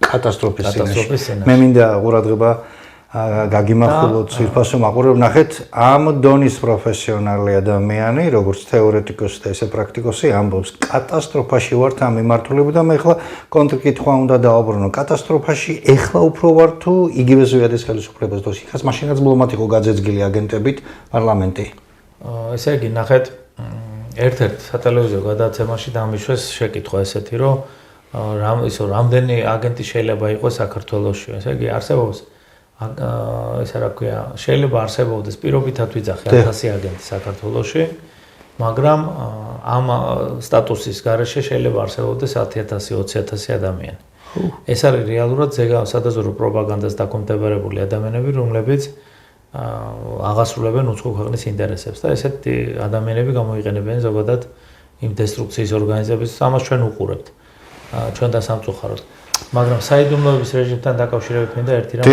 აი მაგალითად ჩემთვის ძალიან მისაღებია და ვიძახე ამას ძალიან დიდი ხანია რომ საქართველოში დაინერგოს ეგრეთ წოდებული გადამოწმების პროცესი როდესაც მიღებული პრაქტიკაა მაგალითად ამერიკის შეერთებულ შტატებში რომ მოწყვლადობის დასადგენად თუ რამდენად მოწყვლადია თანამდებობის პირები ზოგადად საზოგადოება იყენებენ ესეთ მეთოდს რომ აი მაგალითად მე შემოდივარ თქვენთან კონტაქტში დობის მოპოვების მიზნით თქვენ ფლობთ გარკვეულ საიდუმლო ინფორმაციას მე თქვენგან ამ ინფორმაციას ვყიდულობ და წარმოგიდგებით თქვა რომელიმე ქვეყნის წარმომადგენლად და მიუხედავად იმისა რომ მე არა ვარ რეალურად იმ ქვეყნის წარმომადგენელი და ვარ თქვა ამერიკის შეერთებული შტატების კონტაზვერვის უწყების თანამშრომელი თქვენ მაინც იზжевით როგორც ჯაშუში რომელმაც ინფორმაცია გას აი თქვენ ვერ წარმოიდგენთ როგორ განთავისუფლდება თელი საკადრო პოლიტიკა საქართველოში როგორ გითხრათ ახლა აი წყაროს დაემსგავსება, სულთა წყაროს დაემსგავსება საკადრო პოლიტიკა ძალიან ბევრი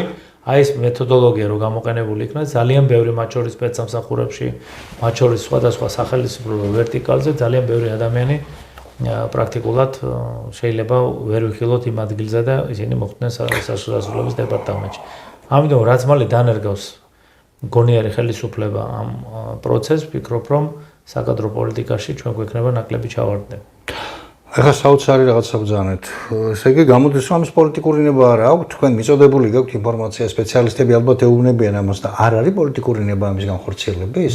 ან დანერგვის მეთოდის სპეციალისტები რას ეუბნებიან, რას არ ეუბნებიან, მაგრამ ფაქტია სახეზე რომ ყველა ის ჩავარდნა, რაც საქართველოში განხორციელდა, მათ შორის სახელმწიფო უშუალობის სახელმწიფო უსაფრთხოების სამსახურში, როდესაც ამ სამსახურის ყოფილმა მაღალჩინოსანმა პირველმა მოადგილემ პრაქტიკულად გოგაშვილზეა საუბარი. ძირი გამოუთხარა ოპერატიულ საქმიანობას. საშინელება გააკეთა. თქვენ როგორ წარმოგიდგენიათ იმ ფაქტის შემდეგ, როგორ შეიძლება რომ აი რა ნებისყოფა და რა ინტელექტი უნდა კონდეს სახელმწიფო უსაფრთხოების სამსახურის თანამშრომელს, რომ მან აგენტურულ ოპერატიულ საქმიანობა განახორციელოს. როგორ უნდა მოახდინოს მანზე გავლენა საზოგადოებაზე იმის შემდეგ. ესე იგი აი რომ ეს მეთოდოლოგია ჩვენთან მუშაობდეს, ასეც მე თქვენ გავიგეთ გოგაშვილი იმ ადგილზე ვერ მოხდებოდა. და ვერ მოხდებოდა ძალიან ბევრი მაღალი დონის მაღალი რანგის თანამშრომელი. ამ რანგში ვერ მიაღწევ, ვერაფერს ვერ მიაღწევ. ვერცად რანგში ვერ მოხდება ადამიანი. აი ეს ფილტრი რო ყოფილიყო, რაც ადრე იყო. თუ სათანადო შემოწმება მოხდება, მე გარწმუნებთ იმაში, რომ ძალიან ბევრი ეხაც დატოვებს და არა მხოლოდ დატოვებს. არა მარტო დატოვებს. დიახ, დაგოს უნდა მაგრამ ამას ჭირდება პოლიტიკა. და ამ დროს ერთ გოგაშვილზე გადატეხეს ამხელა კრახი. კიდევ ერთი მომენტი, ნახეთ, დღეს ჩვენ საქართველოს პარლამენტში უსმენთ მოხსენებებს იმ პერიოდთან დაკავშირებით. მე ერთ-ერთიდან მიმართა ხელისუფლებას. ეს პროცესები კი ბატონო საჭიროა, მაგრამ ყველაზე აუცილებელი და მთავარი არის, რომ კომისიამ გამოითხოვოს მასალები სადაზვერვო და კონსადაზვერვო უწყებაში საერთოდ არსებობდა თუ არ არსებობდა რაიმე მასალები, იმიტომ რომ პოლიტიკური გადაწყვეტილება, სამხედრო პოლიტიკური გადაწყვეტილება 2008 წლის აგვისტოს ომთან დაკავშირებით მიღებულია საქართველოს დაზვერვისა და კონტრდაზვერვო უწყებების ინფორმაციების საფუძველზე. მე ვაძლევ გარანტია საქართველოს ხელისუფლებას. რომ არაფერი აღარ დაჭირდებათ. დიახ. ეს იქნება პირდაპირ მტკიცებულებები, რომ საქართველოს ინტერესები არის გაყიდული. დღევანდელ ხელისუფლებას მიმართავთ ამ განცხადებას. ხელისუფლებას თქვენი ეთერითაც დიდი მადლობა აუცილებლად. მეც მიმართავ. ამ შემთხვევაში წულკიანის კომისიას გულისხმობთ, ხო? წულკიანის კომისიასაც მიმართავ სახელმწიფო უსაფრთხოების სამსახურის ახალ ხელმძღვანელს ბატონ ოხანაშვილს. დიახ. მე ყოველ შემთხვევაში რა ინფორმაციაც მაქვს, ეს ადამიანი არის სუთა წესიერებით გამორჩეული მეცნიერი ადამიანი, დარწმუნებული ვარ და მაქვს წმენა, რომ მას უყვარს ქვეყანა და მასაც შეუძლია რომ ანალოგიური ქმედება განახორციელოს. ესავე მიმართავ დაზვერვის ხელმძღვანელს ვინც არის, რომ მანაც გადაამოწმოს ეს ინფორმაცია. დღეს პრაქტიკულად ჩვენ ამ 2012 წლის შემდეგ ნებისმიერი ხელმძღვანელი ვინც მივიდა ამ უწყებაში, ყველა არის ახალი ხელისუფლების წარმომადგენელი. რატო ინდივიდუალურ რეჟიმში არ ინტერესდებიან ზოგადად რაიმე არსებობდა თუ არა.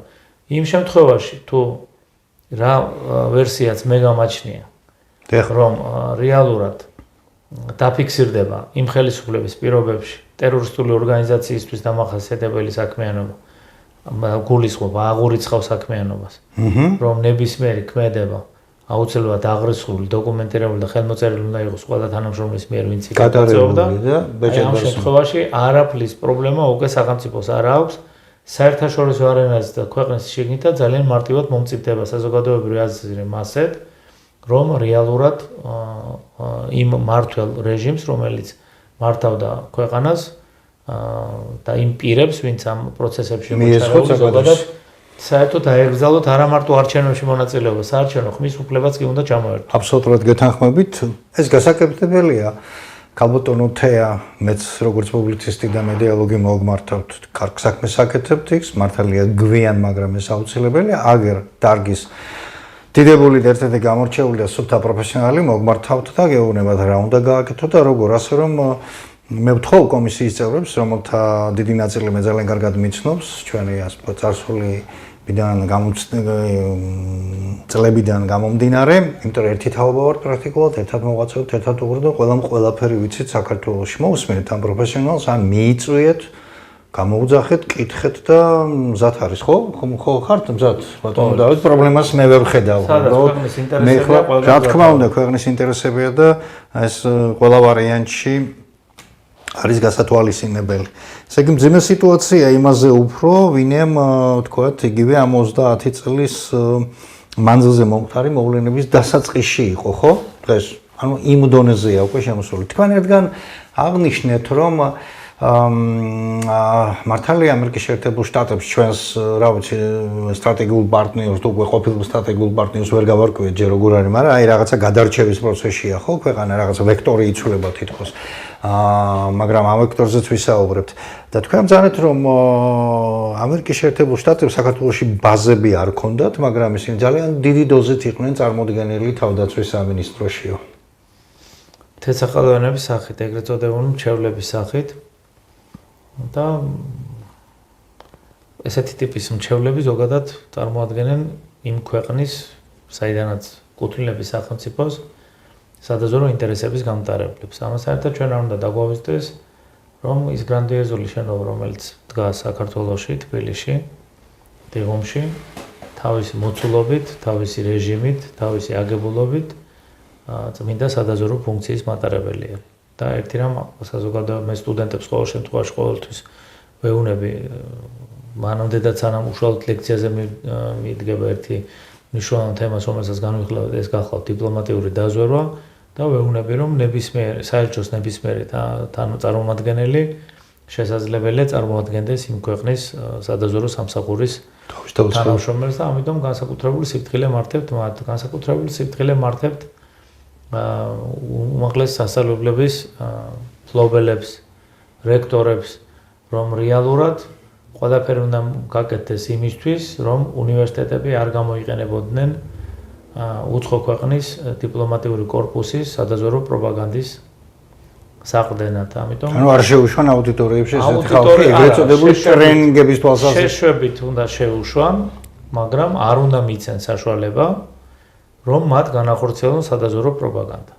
შესაბამისად მე ვფიქრობ, რომ ქვეყანა ინდონეზია უკვე უნდა იდგეს, რომ ნებისმიერი ესეთი სადაზვერვო პროპაგანდისათვის შესული დიპლომატიური კორპუსის წარმომადგენელი აუცილებლად ძალიან მნიშვნელოვან წინააღმდეგობას უნდა შეხვდეს ინტელექტუალური ძალისაგან, იმ ახალგაზრდებისაგან, რომელთაც ქვეყანა უყვართ. ამიტომ ძალიან ბევრ საკითხზე საფიქრალია, რაზედაც ჩვენ ამ დამწუხაროდ ამ აწლეულების განმავლობაში ვერ ვფიქრეთ, რაც უფრო კიდე გადავწევთ პროცესს, მით უფრო უარი სიტუაციაში აღმოჩნდება. და რაც შეეხება იმას, რაც თქვენ აღნიშნეთ, ამაში გეთანხმებით, მე მაინც ვფიქრობ, რომ არსებული ოპერატიული ვითარებიდან გამომდინარე, ყველა ტიპის ტრენინგი და ყველა ტიპის სწავლება სახელმწიფომ უნდა აიყვანოს კონტროლზე და ვფიქრობ, რომ გარკვეულწილად შეიძლება ამაზე ლიცენზირების პროცესიც კი უნდა დაწესდეს, იმიტომ რომ როგორც განული პროცესები აჩვენებს, ძალიან ბევრი უნივერსიტეტის კედლები გამოიყენებოდა სხვადასხვა ტიპის სწავლებების არასალექციოზე არ ვსაუბრობ, სხვადასხვა ტიპის ტრენინგების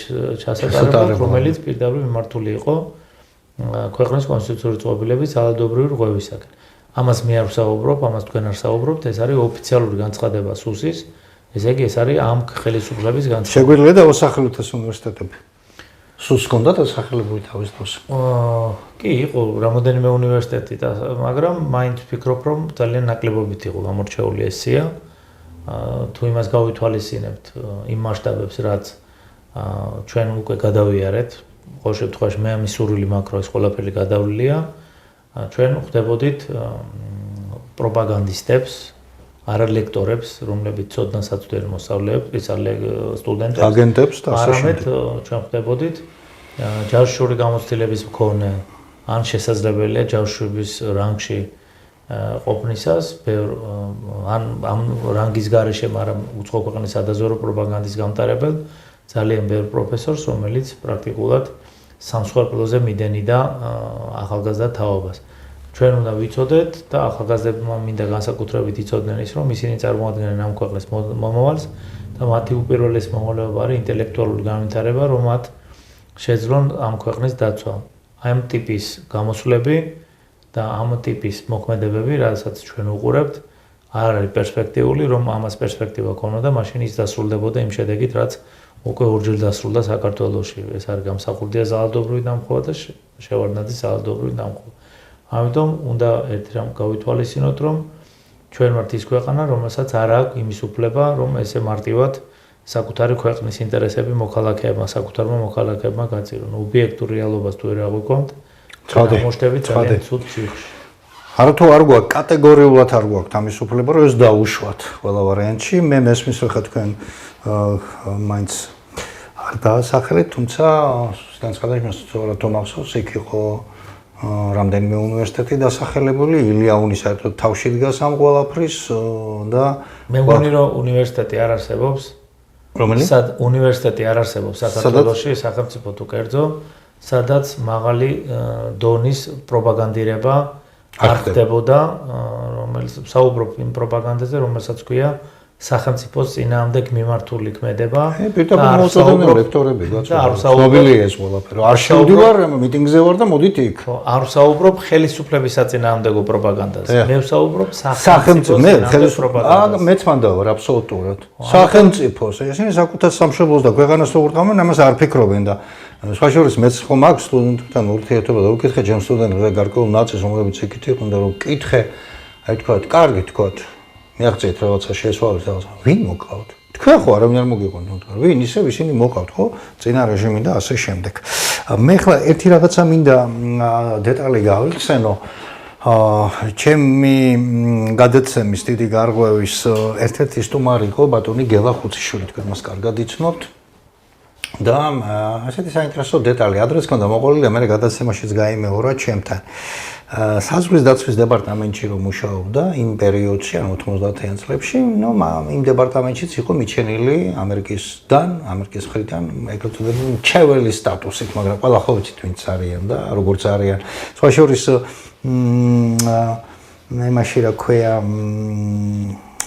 ეკონომიკური კილერის აღსარება რო არის ჯონ გამახსენდება ხა გვარი უცებ ამომარდა ცნობილი ბესტსელერი წიგნი ის პირდაპირ წეს რომ ამერიკის თქვა ეკონომიკური კილერიზმს ვინც ახორციელებს იმ ამოწყების წარმომადგენლები ამერიკისთვის საინტერესო ქვეყნებში პირველი პირების მრჩევლები ხდებიან. კოენი რო ყავდა საქართველოში, იმას ქვია პრეზიდენტ სააკაშვილს ეგეთი დონის და პრაქტიკულად ისინი ზედამხედველები არიან, ისინი წყვეტენ დიდი გრანტები, დიდი დახმარებები რა უნდა წამოვიდეს, 9 მილიარდზე ნაკლები არ იყოს საერთოდ საუბარი და ასე შემდეგ. მოკლედ ბატონო მაგალითად მეგეთ რაღაცა ნახეთ რა კარგ საკითხზე მივდივართ საბოლოო ჯამში. აი თუნდაც სულ ბოლო ფაქტი. დიახ. ვინ იყო ბიძინა ივანიშვილის გარემოცვაში?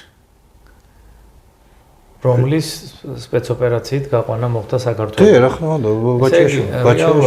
აქ არ უნდა მარტო ერთ მართულებაზე არ უნდა სრული კრახი შეიძლება სამსახურებისთვის. ეს შეიძლება იყოს, ესა რა ქვია, უცხო ქვეყნის, თქვათ, წარმომადგენელი ყოფილი, თქვათ, ესე არ არის.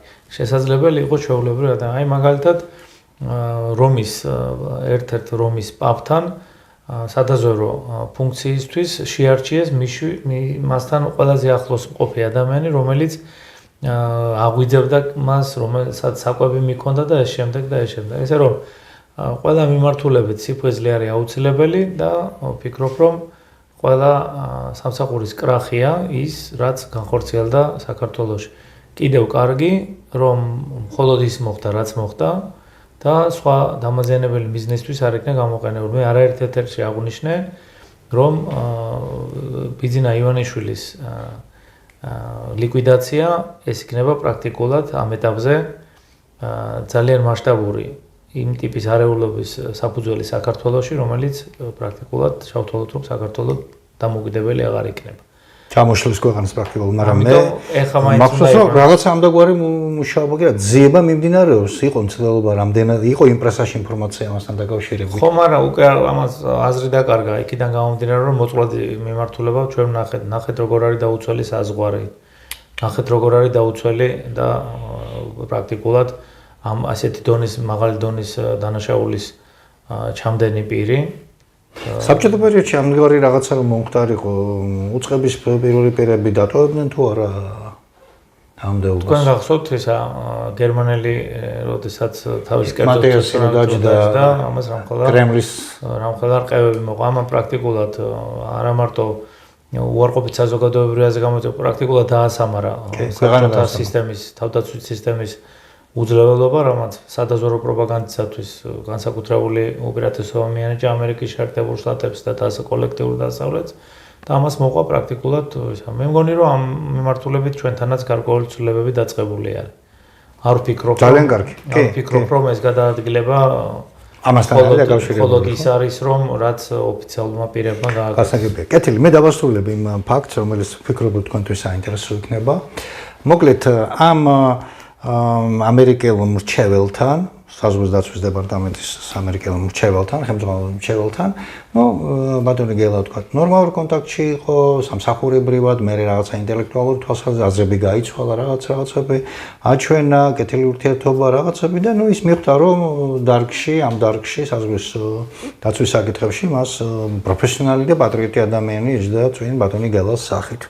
განვითარდა ეს რაღაცა პერიოდი და მე რაღაცა ესეთი მეგობრობაშიც კი გადაიზარდაო, ოჯახი დავათვალიერებინეთ რაღაცები და ნახა ყველგან რომ მას სოფელში თუ ქალაქში ხაზგასმობა პატივს ემდნენ.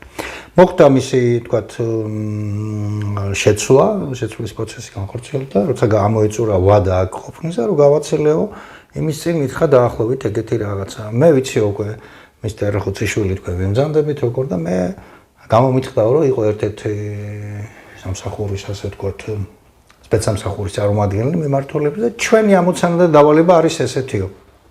ნახეთ 1990-იანი წლების მიწურულზეა საუბარი და ნახეთ იმის შემდეგ არის თითქმის საუკუნის მეოთხედზე მეტი გასული, თითქმის 30 წელია გასული, რომ საქართველოში გამოვავლინოთ და გავანეიტრალოთ პატრიოტი, სუფთა და წესიერი ადამიანები, ან პროფესიონალი ადამიანები და მითხრაობი დაპირ რომ მისტერ ხუციშვილი თქვენ ჯობია ეძებოთ, აი რაღაც პერიფრაზირებას ვახდენ ახლა, ჯობია ეძებოთ სხვა ისა თქვენი, ასე ვთქვათ, კარიერული წინსვლაც შეფერხდება. ეს ხდება 2002 წელს თუ 2001 წელს და იმის მერე ბატონი გელა აი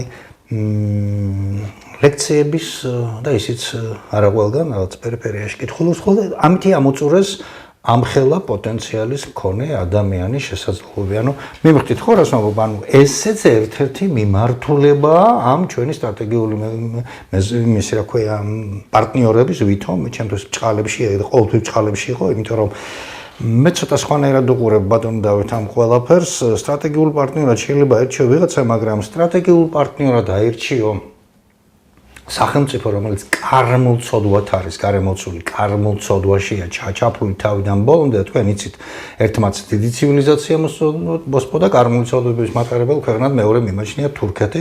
მე ხა თქვენ შეიძლება ასე და ამ კუთხით არ მიუდგეთ, მაგრამ მე როგორც ხა პარაფსიქოლოგის ექსპერტი შემიძლია ასე თქვა, რომელმაც უზარმაზარი ბიზანტიის იმპერია და კულტურა და ცივილიზაცია გაანადგურა და ის. ეხლა რა მივიღეთ ეს სხვა საკითხია მე ვამბობ ის, როგორც ადამიანს უწევს და დღეს ცნობილი გამოთქმა არ არის karma is the bitch, აი დაახლოებით დიდი, აი ესეთივე რაღაცა მოხდება სახელმწიფოებთან დაკავშირებით. შეიძლება ეს ვიღაცისთვის ეს თეორია მიუღებელი იყოს, შეიძლება ვიღაცისთვის მისაღები იყოს, მაგრამ მე რასაც ექსპერტებს უსმენ, ვკითხულობ და ვეცნობი, როგორც კი BRICS-ის ასე ვთქვათ, კომპონენტი გაძლიერდება და ეს სახელმწიფო ეს გაერთიანებას ვთქვათ ძალებს აიკრებს და პრაქტიკულად უკვე აკრეფის შუა სტადიაზე მაინც არის და თუ პირველ მიზანს ისინი დედოლარიზაციას განახორციელებენ, ამერიკა ძალიან ცუდად ექნება საქმე. მეთანხმებით თუ არ მეთანხმებით? მეთანხმებით. დაახლოებით აქეთკენ მიდის საუბარი და ეხლა იმიტომ მიდის ასე ვთქვათ ტრამპის მცდელობები, ხო, ნახეთ, აი პრაქტიკულად ნაბანწყალს არ უშვებს რუსეთის საწინააღმდეგოდ ხვდები, იმიტომ რომ ხვდებიან რუსეთის და ჩინეთის გაერთიანება პრაქტიკულად უკვე ბოლომდე დასცემს ამერიკის ჰეგემონის სტატუსს. და წინ ძალიან რთული მოვლენები გველოდება თუ ასე წავიდა. ამიტომ მოდით ახლა არჩევანზეც ვთქვათ ერთი სიტყვა აშკარად იკვეთება ჩრდილოეთ სამხრეთის სტრატეგიული კვანძისკენ ჩვენი სიმპათიები და რაღაცა ქმედებებიც კი, ხო? თუმცა საქართველოს ხელისუფლება დეკლარირებულად აცხადებს, რომ რჩება კოლექტიური დასავლეთის ორბიტაზე და არაფერს იქიდან გამოსვლას. მაგრამ როგორც კოლექტიური დასავლეთი იქცევა, იქ ალბათ ყოფნა თავმოყარე ადამიანისთვის, თუ თავმოყარე სახელმწიფოსთვის პრაქტიკულად შეუძლებლად მიმაჩნია. თქვენ როგორ ფიქრობთ? ესე იგი, პირველ რიგში ბატონ გელასთან დაკავშირებულ მაგალითზე გეტყვით, რომ ანალოგიური პროცესები განხორციელდა ყველა უწყებაში. სააკაშვილის ხელისუფლებაში მოსვლა და თითქოს და კორუფციის აღმოფხრის კუთხით პროფესიონალების გავალდონის პროფესიონალების სახში გაშვება, სწორედ ამ პროცესის გაგრძელება იყო და დააკვირდით ერთ მნიშვნელოვან პროცესს, რაც ვფიქრობ, რომ ეს იყო აი ყველაზე მეტი მოღალატური პროცესი და მე ძალიან მინდა რომ ეს საკითხი თუ კომისია მას შეისწავლის, კიდევ უფრო ბევრ მონაცემს მიიღებს. ნახეთ, სპეციალურად შეარჩიეს მაღალი განვითარების, ინტელექტუალური განვითარების ახალგაზრდები, გამოცდილების არ მქონე და აიყვანეს მაღალ თანამდებობებზე და ზოგადად ეს ძალიან მარტივი ფსიქოლოგია, რომ მათ ძალიან ბევრი შეცდომა უნდა ქონოდათ და ქონდათ კიდევაც. და რეალურად ჩვენ ამ 9 წლიანი მმართველობის განმავლობაში პრაქტიკულად პროფესიონალიზმის კუთხით ვერ მივიღეთ ვერც ერთი ნორმალური კადრი. ყველა სფეროში იყო კოშმარი. აი ნახეთ, ის პროცესები, რომ რეალურად წინასწარ იყო განაჩენები გამოტანილი, რეალურად ვერ მივიღეთ ოპერატიული თანამშრომელი მაღალი დონის, ვერ მივიღეთ მაღალი დონის გამომძიებელი, ვერ მივიღეთ მაღალი დონის პროკურორი, ვერ მივიღეთ მაღალი დონის სასამართლო და ზოგადად პროცესი, ეროვნული საფრთხეების პროცესი არის შეფერხებული. ვიხდით, აი ეს არის ყველაზე დიდი დივერსია, რაც შეიძლება განხორციელებული იყო და ის ერთი პატარა მაგალითი, რაც თქვენ მოიყვანეთ, ეს არის 2001 ან 2002 წელი. ტიპიური. მაგრამ ეს იყო საწყისი და შესაბამისად 2003 წელში აი ამ პროცესს ჰქონდა მასშტაბური ხასიათი. მე სისტემაში მუშაობდი და ვიცი იქ რა სიტუაცია იყო, როგორი სიტუაცია იყო და შესაბამისად არ იყო იმის აუცილებლობა, რომ ესეთი მასშტაბური დათხოვნა განხორციელებული იყო თანამშრომლების, რა თქმა უნდა, ესეთი წმენდა, ვფიქრობ, რომ წმენდა განსახორციელებელი იყო, როგორც დღეს არის განსახორციელებელი, მაგრამ არა იმ რაოდენობით, იმიტომ რომ ძალიან ბევრი მაღალი განვითარების გამოცდილების მქონე და ქვეყნის პატრიოტი ადამიანი აღმოჩნდა რეალურად სისტემის გარეთ, მაგრამ სამაგეროდ სისტემებში მოვიდნენ ისეთი ადამიანები, რომლებიც სპეცსამსახურებში, პოლიციურ უწყებებში, პროკურატურაში, მუშაობის პროცესში სული მიყიდეს იმ პოლიტიკურ ძალას, რომელიც შემდეგ მოვიდა ხელისუფლებაში 2003 წელს. აი კიდევ იმ პრობლემაზე მივდივართ, რომ აუცილებელია რომ ის მეთოდოლოგია საქართველოს დაინერგოს, რომ გამოკვეთილი იქნას პირები, რომლებიც გაყიდიან ქვეყნის ინტერესს. კი ბატონო, ჩვენ სფეროშიც ანალოგიურად არის 90-იან წლებიდან მოყოლებული მედიაში, ახალი მედია რაც გაჩნდა მოიყვანეს, ხო? აი მაგალითად ახლა კომისიამ გამოაქვეყნა უკვე, ხო? გაზეთ რეზონანსი ამოსახური გაზეთის მთავარი რედაქტორი, რომელიც ჟურნალისტიკასთან ინტიმური კონტაქტიც კი არა აქვს. პირველად პროფესიით არის მეტალურგი, მეორე იურისტი და არც ერთში არ გამოდგარი და არც მეორეში და ჟურნალისტიკაში ხო, ყველაზე უსახური გაზეთი. მე ხაზზე ხა პროფესიონალი ვარ და ვიცი ასე ლაპარაკ. ვიცი ვიღაცებმა შეიძლება მისაყვედურონ ამაზე, მაგრამ ძალიან კარგად ვიცი საიდან და როგორ მოდიან. სულ რაღაც 2 წლის მანძილზე მან მის ანგარიშზე დაილექა 488,000 ლარი. იქ მეორე რედაქტორი იყო ზვიად ქოროძე, ეს გაქანებული აგენტები გადაბირებული, ეჭვიც რო არ უნდა ამას. თქვენთან შეკითხვა მაქვს. სახელმწიფოს პოლიტიკური ნების შემთხვევაში სახელმწიფოს ჰქონდა შესაძლებლობა რომ დაეყადაღებინა. რა თქმა უნდა. ანგარიში და არ მიეცა. ესე იგი რაღაც პოლიტიკურ ნებასთან მივდივართ ბოლო სიტუაციაზე მივდივართ, რომ იცი რომ ძირს გითხრის და ყველაფრისთვის მზად არის და შენ არაფერს ხელს არ უშლი. და კიდევ ერთი რამ ნახეთ, რაც არ უნდა ეხა ჩვენ ვალამაზოთ სიტუაცია. შიდა პოლიტიკის კუთხით გვაქვს ძალიან ცუდი მდგომარეობა. ერთ-ერთი საგარეო ფრონტზე ფიქრობ რომ ძალიან კარგი მდგომარეობა იმ კუთხით, რომ ჯერჯერობით შენარჩუნებულია სტაბილურობა და არ აღმოჩნდით იმ კატაკლიზმებში, რომელშიც გადავარდნასაც ჩვენ გვიპირებდნენ, მაგრამ კიდევ ერთხელ ვიმეორებ, ორივე მიმართულება დაბალანსებურად უნდა იყოს ძლიერი. კი, რა თქმა უნდა. თორემ საბოლოო ჯამში მხოლოდ საგარეო პოლიტიკა ვერ განსაზღვრავს შიდა პოლიტიკის სიძლიერეს. ამიტომ ვფიქრობ, რომ ის ვინც იყურება საგარეო პოლიტიკას და ის ვინც მართავს საგარეო პოლიტიკას, ცოტა ძალიან დიდი ყურადღება ჭირდება ქვეყნის შიგნით და მან ეს უკვე ვფიქრობ, რომ იმ მაგალითაც კი დაინახა, რომელზედაც ჩვენ ვსაუბრობთ. ძალიან ცუდ მაგალითებზე ვსაუბრობთ. აი თუნდაც გოგაშვილის თემა რამდენად დამანგრეველი ზემოქმედების მქონე. აი თუნდაც ეს ეხა ბოლო ფაქტი კიდევ ერთხელ ვიმეორებ, რომ საკადრო პოლიტიკის გამოსვლების გარეშე შეიძლება რომ აი შედეგს მივაღწიოთ. თავჯერო იანკები ვერ ხვდებიან რომ მათმა კადრებმა ყველგან ასე ვთქვათ ყველაფერი გააფუჭეს. და შესაბამისად ანტიამერიკულ განწყობილებას საზოგადოებაში, ჩემი თავების საზოგადოებაში, ანუ ვინც საზოგადოებას და ვინც ეს ყველაფერი გამოიერე, იმათთან აი რადიკალურ სახეცვლილებას და ცვლილებას ვატყობთ. განწყობის თვალსაზრისით გულისხმობ. ეხლა დავუკვირდეთ პროცესებს, ნახეთ, იქნებ მიხვდნენ და ამის შედეგია ის, რომ ვექტორი კოლექტიური დასავლეთი უკვე აკეთებს სომხეთზე, ჩვენს მეზობელ სახელმწიფოზე და როგორ ფიქრობთ, ხო არ არის აქ ის ვერაგი ჩანაფიქრი, ღმერთთან უკრას, მაგრამ 18 წლის დეკემბრის მოვლენებისკენ უბიც გონდა იქნეს სახელმწიფო ამისთვის გამოყენებული. ჩვენთან სიტუაციის დასაძაბავა და პირველ რიგში უბრალოდ საზოგადოების ანალიზისთვის მინდა ერთი რამ თქვა. რჩება ესეთი დაბეჭდილება, რომ 2003 წლის საკადრო კომპლექტაცია, ახალი ხელისუფლების საკადრო კომპლექტაციის დროს ძირითადი აქცენტი კეთდებოდა ადამიანთა იმ კატეგორიაზე, რომლებიც იყვნენ არასოფლმოსავლობის კომპლექსით გამორჩეული. პირველი და გვარგადაკეთებულები მეორე ალბათ, ხო? ამაზე არ გამომახვილებ ყურადღებას, იმიტომ რომ პირველი ყველაფერს ფარავს. იმიტომ რომ აი ეს კომპლექსი ვისაც აქვს, მას ზოგადად არ შეუძლია რომ სახელმწიფო მართავს საკუთარი ქვეყნის ინტერესებიდან გამომდინარე. ამიტომ მანჯავიძე ლეინის ინტერვიუში ამას ხაზი გაესვა. ამერიკის სპეცსამსახურების პირველი შეფასება სააკაშვილის, რომ ეს არის სექსუალური მანიაკი. მეოთხედ ვჩერდებით ერთ და იგივე სიტუაციაზე, ნახეთ. 2001 წელზე ერთი მაგალითი, მე კიდევ ვთქვით, მე ეხლა თქვენ და კიდევ ერთი დავამატე. ესე იგი, ეს არის პროცესი. ამ პროცესის დანახვა უცებად უნდა შეძლოს. ნუ ეს არის ანალიტიკოსების საქმე, ეს დაზვერვის. არა მარტო დაზვერვის საქმე, ეს არის უმაღლესი სასწავლებლების საქმე, სადაც სამდონიანი სწავლება მიმდინარეობს. ამ პრობლემებზე აუცილებლად სახელმწიფოს უნდა კონდეს შესაბამისი ბიუჯეტი, სადაც მიმართულებების მიხედვით გამორჩეულ უნივერსიტეტებს და მაღალი ინტელექტის მქონე ადამიანებს არაპოლიტიკური ნიშნით და არა სხვა დამსახურებით, არამედ მხოლოდ ინტელექტუალური და გამოცდილებითი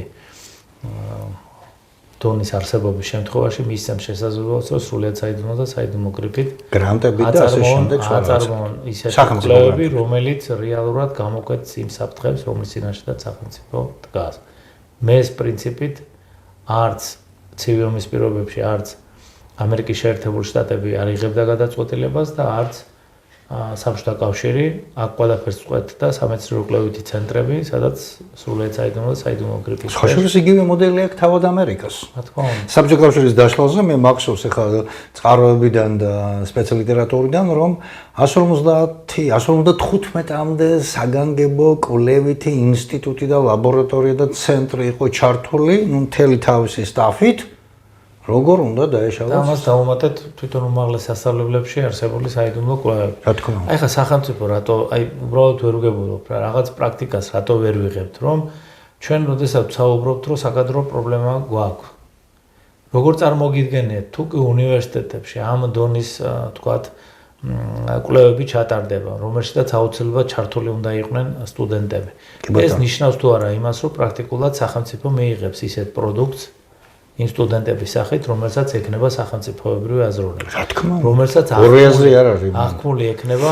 მაშინ ჩვენ მივადექით აი რუსთაველის ფონდი რო არის, მაგნაირი დაწესებულების მიზანშეწონილობის საკითხს და მისი საკადრო პოლიტიკა, აი კატასტროფულია საქართველოში ეს.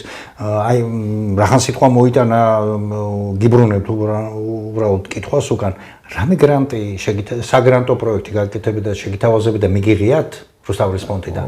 ორჯერ თუ სამჯერ მქონდა მცდელობა და იმდენად უაზრობაში გადავიჩეხეთ, შევხედეთ ვინ გაიმარჯვა, როგორ გაიმარჯვა და რა იყო რომ უკვე მე ამის სურვილი სადღაც ერთი ალბათ 15 წელია საერთოდ არ გამჩენია და არც გამიჩნდება არასოდეს. გესმით ხო?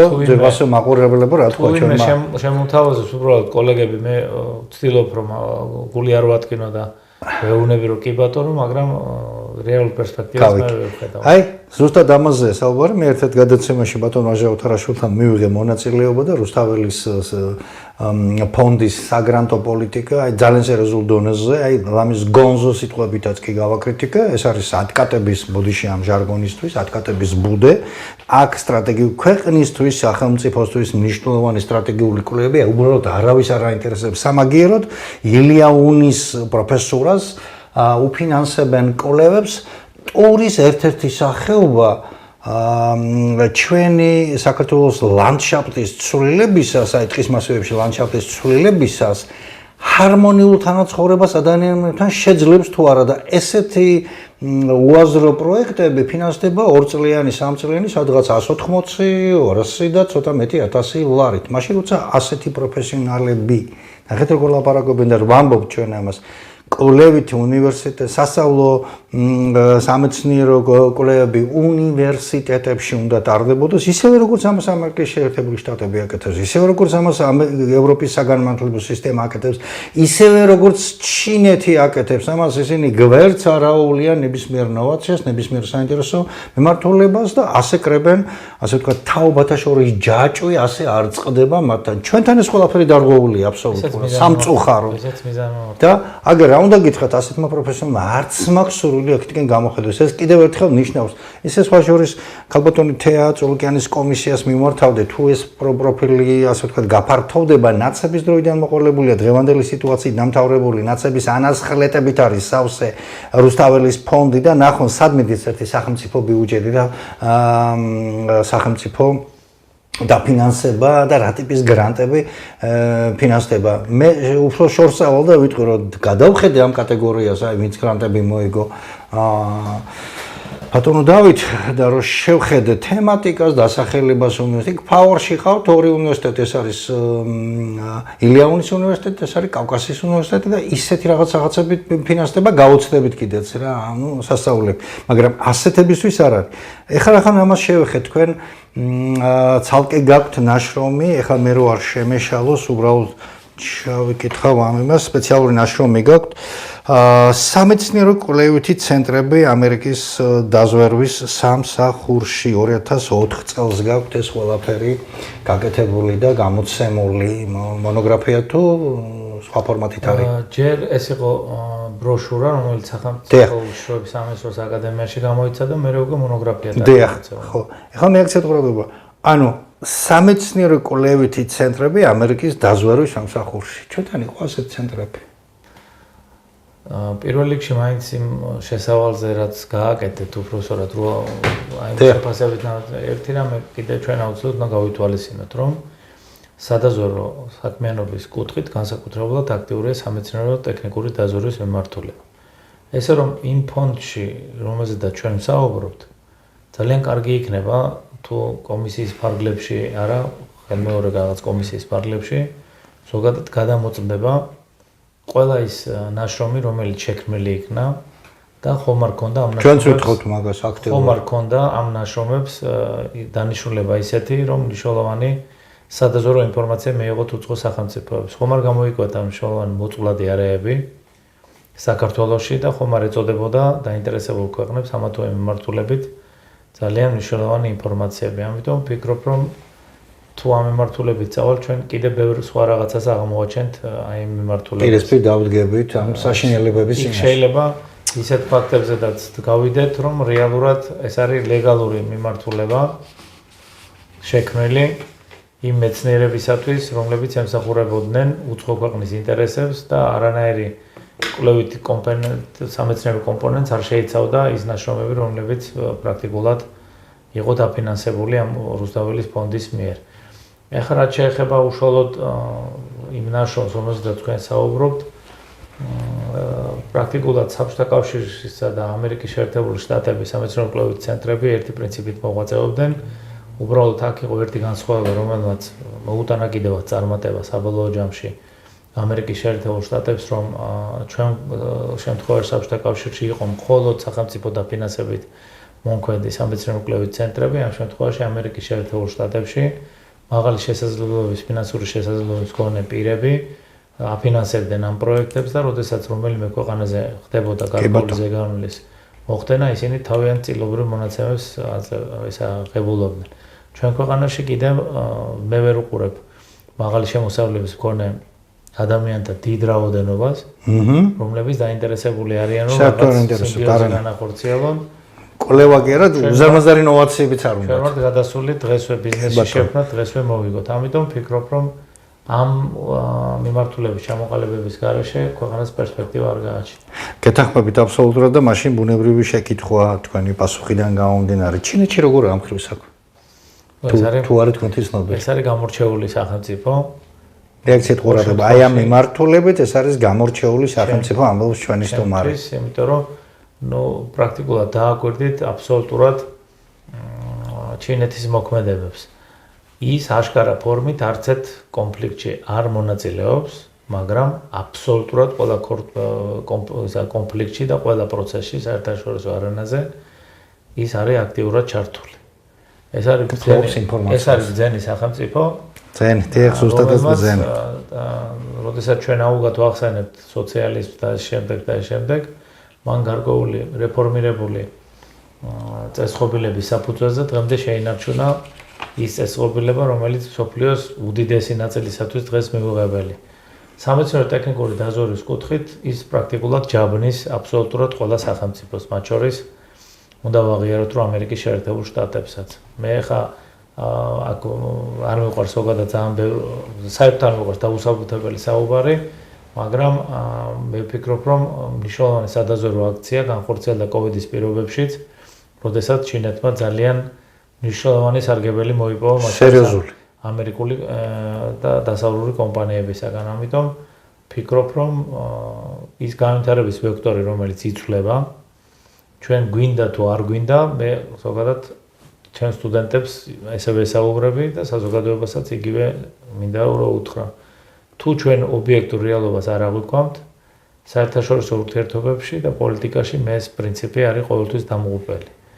მე შეიძლება ძალიან ბევრი რამე მინდოდეს, მაგრამ ყველაფერს განსაზღვრავს ქვეყნის შიგნით და საერთაშორისო არენაზე არსებული ვითარება. ბუნებრივი ეგრე.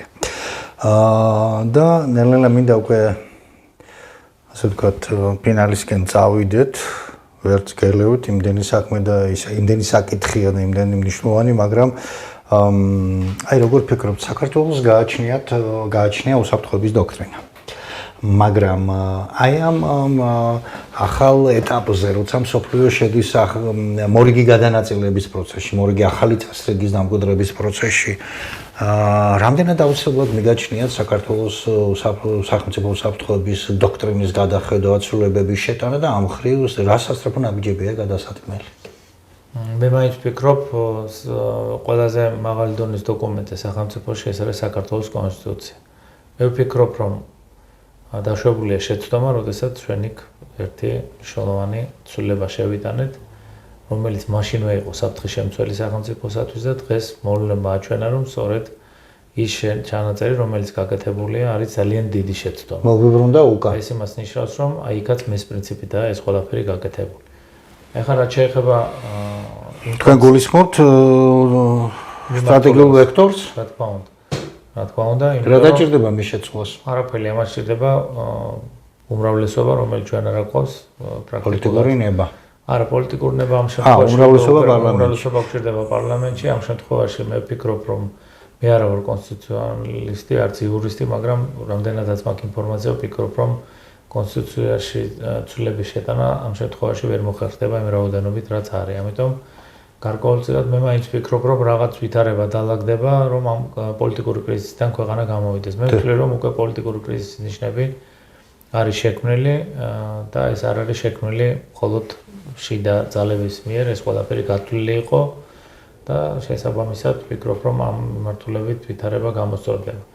აი ხარ რაც შეეხება იმ დეკლარაციებს, რომელიც იდება, მე ვთვლი, რომ ეს არის ძალიან ყოველ შემთხვევაში გასათვალისწინებელი, გასაანალიზებელი, მაგრამ ძალიან დიდი სანდოობის ქვეშ მე არ უყურებ არც ერთი ქვეყნის იმ კონცეფციებს, რომელიც ეროვნული საფრთხეობის კუთხითაა გამოქვეყნებული სახელმწიფოს. იმიტომ რომ ნებისმიერი ესეთ ტიპის კონცეფცია არის ორი სახის. ერთი, რომელიც განკუთვნილია ღია წყაროებისში დასადება და თუ დააკვირდებით ის რამოდენიმე წლის განმავლობაში დევს უცვლელ მდგომარეობაში, მაგრამ არსებობს მეორე მიმართულება, მოვლენათა სტრატეგიული განვითარებისა, რომელსაც სრულიად საიდუმლო გრიფის ქვეშ აწარმოებენ სახელმწიფოები, მთავარია რომ იმ მიმართულებით დაიწეროს და გაიწეროს ისეთი ღონისძიებები, რომელიც ქვეყნის ეროვნული საფრთხეობის სისტემას გააძლიერებს. ესე რომ ვფიქრობ, რომ შიდა მიმართულებაზე გადახედვა საჭიროა, რაც შეეხება დეკლარაციებს, ეს არ არის დოკუმენტი, რომელშიც ძალიან დიდი, თქვა ჭეშმარიტება ეს დოკუმენტები მნიშვნელოვნად გამოიყენება მათ შორის სადაზვერვო პროპაგანდისათვის. აი მაგალითად პირობითად, როდესაც ჩვენ რო გადავხედოთ რუსეთის ფედერაციის მიერ გაკეთებულ აი ეროვნული საფრთხეობის კონცეფციაში გაკეთებულ განცხადებებს, პირდაპირ ყველა ხელისუფლების პირობებში საფრთხე აღქმული უნდა ყოფილიყო, რომ რას ეწინააღმდეგება რუსეთის ფედერაცია და ეხლა ჩვენ გვინდა თუ არ გვინდა ჩვენ აუცილებლად გვიწევს იდენტიფიცირებულ საფრთხეთ აღიაროთ ყველა ის დამოკიდებულება, რაც გააჩნია ჩვენ სამეზობლოს.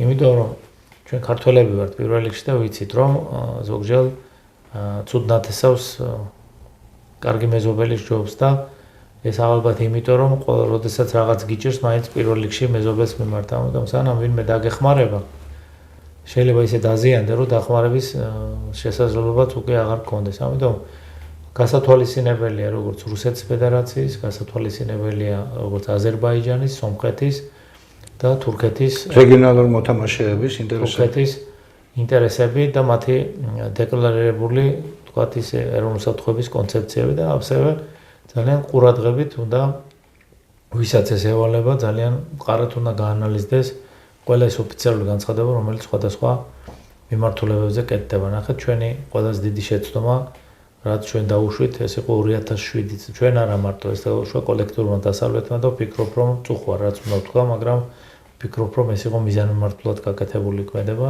საუბრობ მიუნხენის კონფერენციაზე 2007 წლის, როდესაც პუტინმა პირდაპირ განაცხადა, კატეგორიულად განაცხადა და პირდაპირ ჩანდა იქ, რომ თუ მოქმედებები გაგრძელდებოდა, რომ ის აუცილებლად გააკეთებდა იმას, რაც საბოლოო ჯამში გააკეთდა. ამიტომ ვფიქრობ, რომ იქ რაც განცხადება გაკეთდა, ის არ იყო სწორად აღქმული, ან იყო სწორად აღქმული, მაგრამ მიზანმიმართულად გამოუყენებინეთ თავი კოლექტიურ დასავლეთს და უხეშად ვთქვა, ფეხებზე დაიგიდეს. ამით მოიგო კოლექტიურმა დასავლეთმა, მაგრამ ჩვენ ვერაფერი ვერ მოვიგეთ.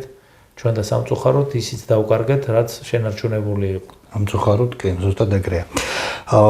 ეხლა ნებისმიერი ქვეყნის სახელმწიფოებრივ მდგრადობაში სპეცსამსახურებს უზარმაზარი როლი აგისრიათ და ამ დროს თქვენ ასეთი სტაჟის და ცოდნის და გამოცდილების მქონე პიროვნება ოფიციალურად აცხადებთ, რომ სპეცსამსახურებში ფეოდალიზმის ეპოქა უნდა დამთავრდეს.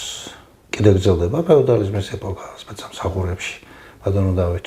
მე შევეცდები, რომ აუცილებლად და უნდა ვიყო ვალდებული ვარ, რომ კორექტული ვიყო ამ განცხადების გაკეთებისას, იმიტომ რომ მიუხედავად იმისა, რომ მე აღარ წარმოვადგენ სისტემას, მე მაინც პატივცემ იმ მუნდირს, რომელიც მიტარებია, შესაბამისად მე გავაკეთებ ესეთ მოკლე შეფასებას. ის პროცესები, რომელიც განვითარდა, ის შეცდომები, რომელიც დაუშვით, ეს იძლევა იმის საფუძველს, რომ უნდა დაიწყოს ძალიან დიდი საკადრო ცვლილებები.